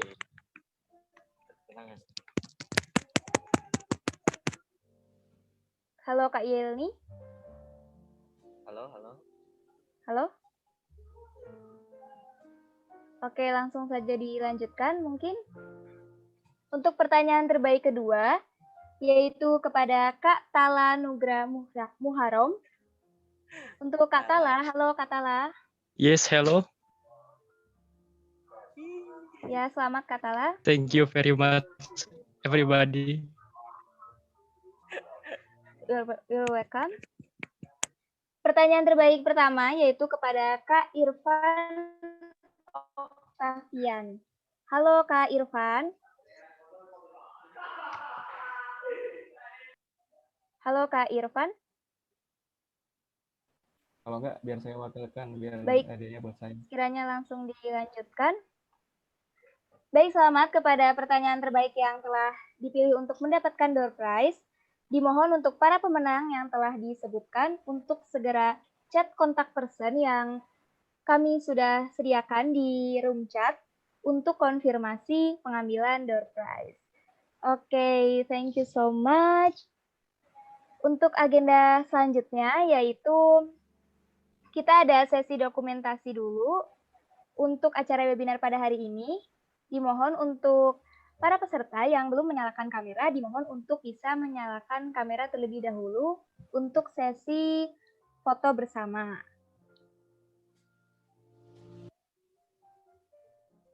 Baik, saya ulangi untuk para peserta yang ingin mengikuti sesi foto bersama bisa menyalakan kameranya terlebih dahulu.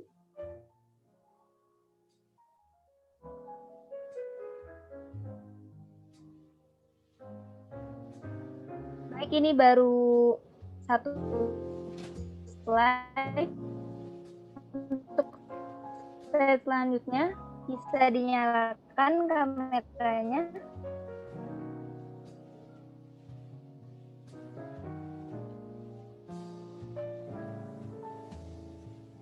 Operator bisa dibantu ya. Oke, operator bisa ya.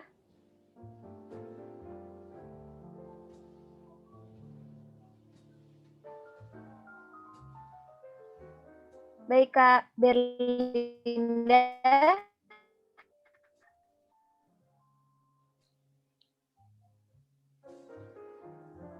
Bisa mendengar saya?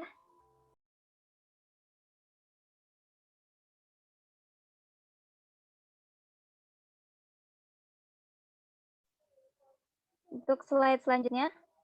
1, 2, 3.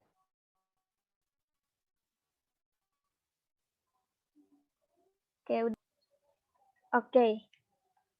Oke, baik. Terima kasih semuanya.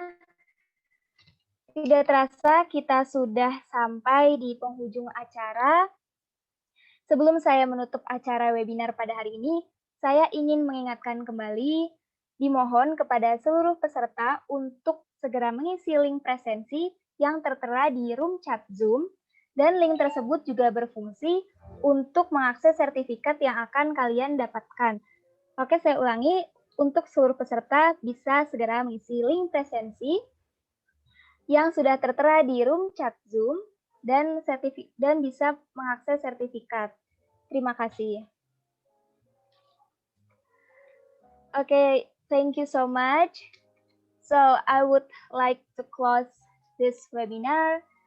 Thank you so much for your presence, participants. I hope this webinar is useful in our life, so you have a big motivation for yourself. As a moderator, as a master of ceremony, I do apologize if there were mistakes. Please stay safe and keep social distancing. Thanks for your kind attention and see you. Wassalamualaikum warahmatullahi wabarakatuh. Waalaikumsalam warahmatullahi wabarakatuh. Thank you everyone. Terima kasih semuanya yang telah menghadiri acara webinar pada hari ini. Terima kasih Kak. Terima kasih juga. Izin live ya.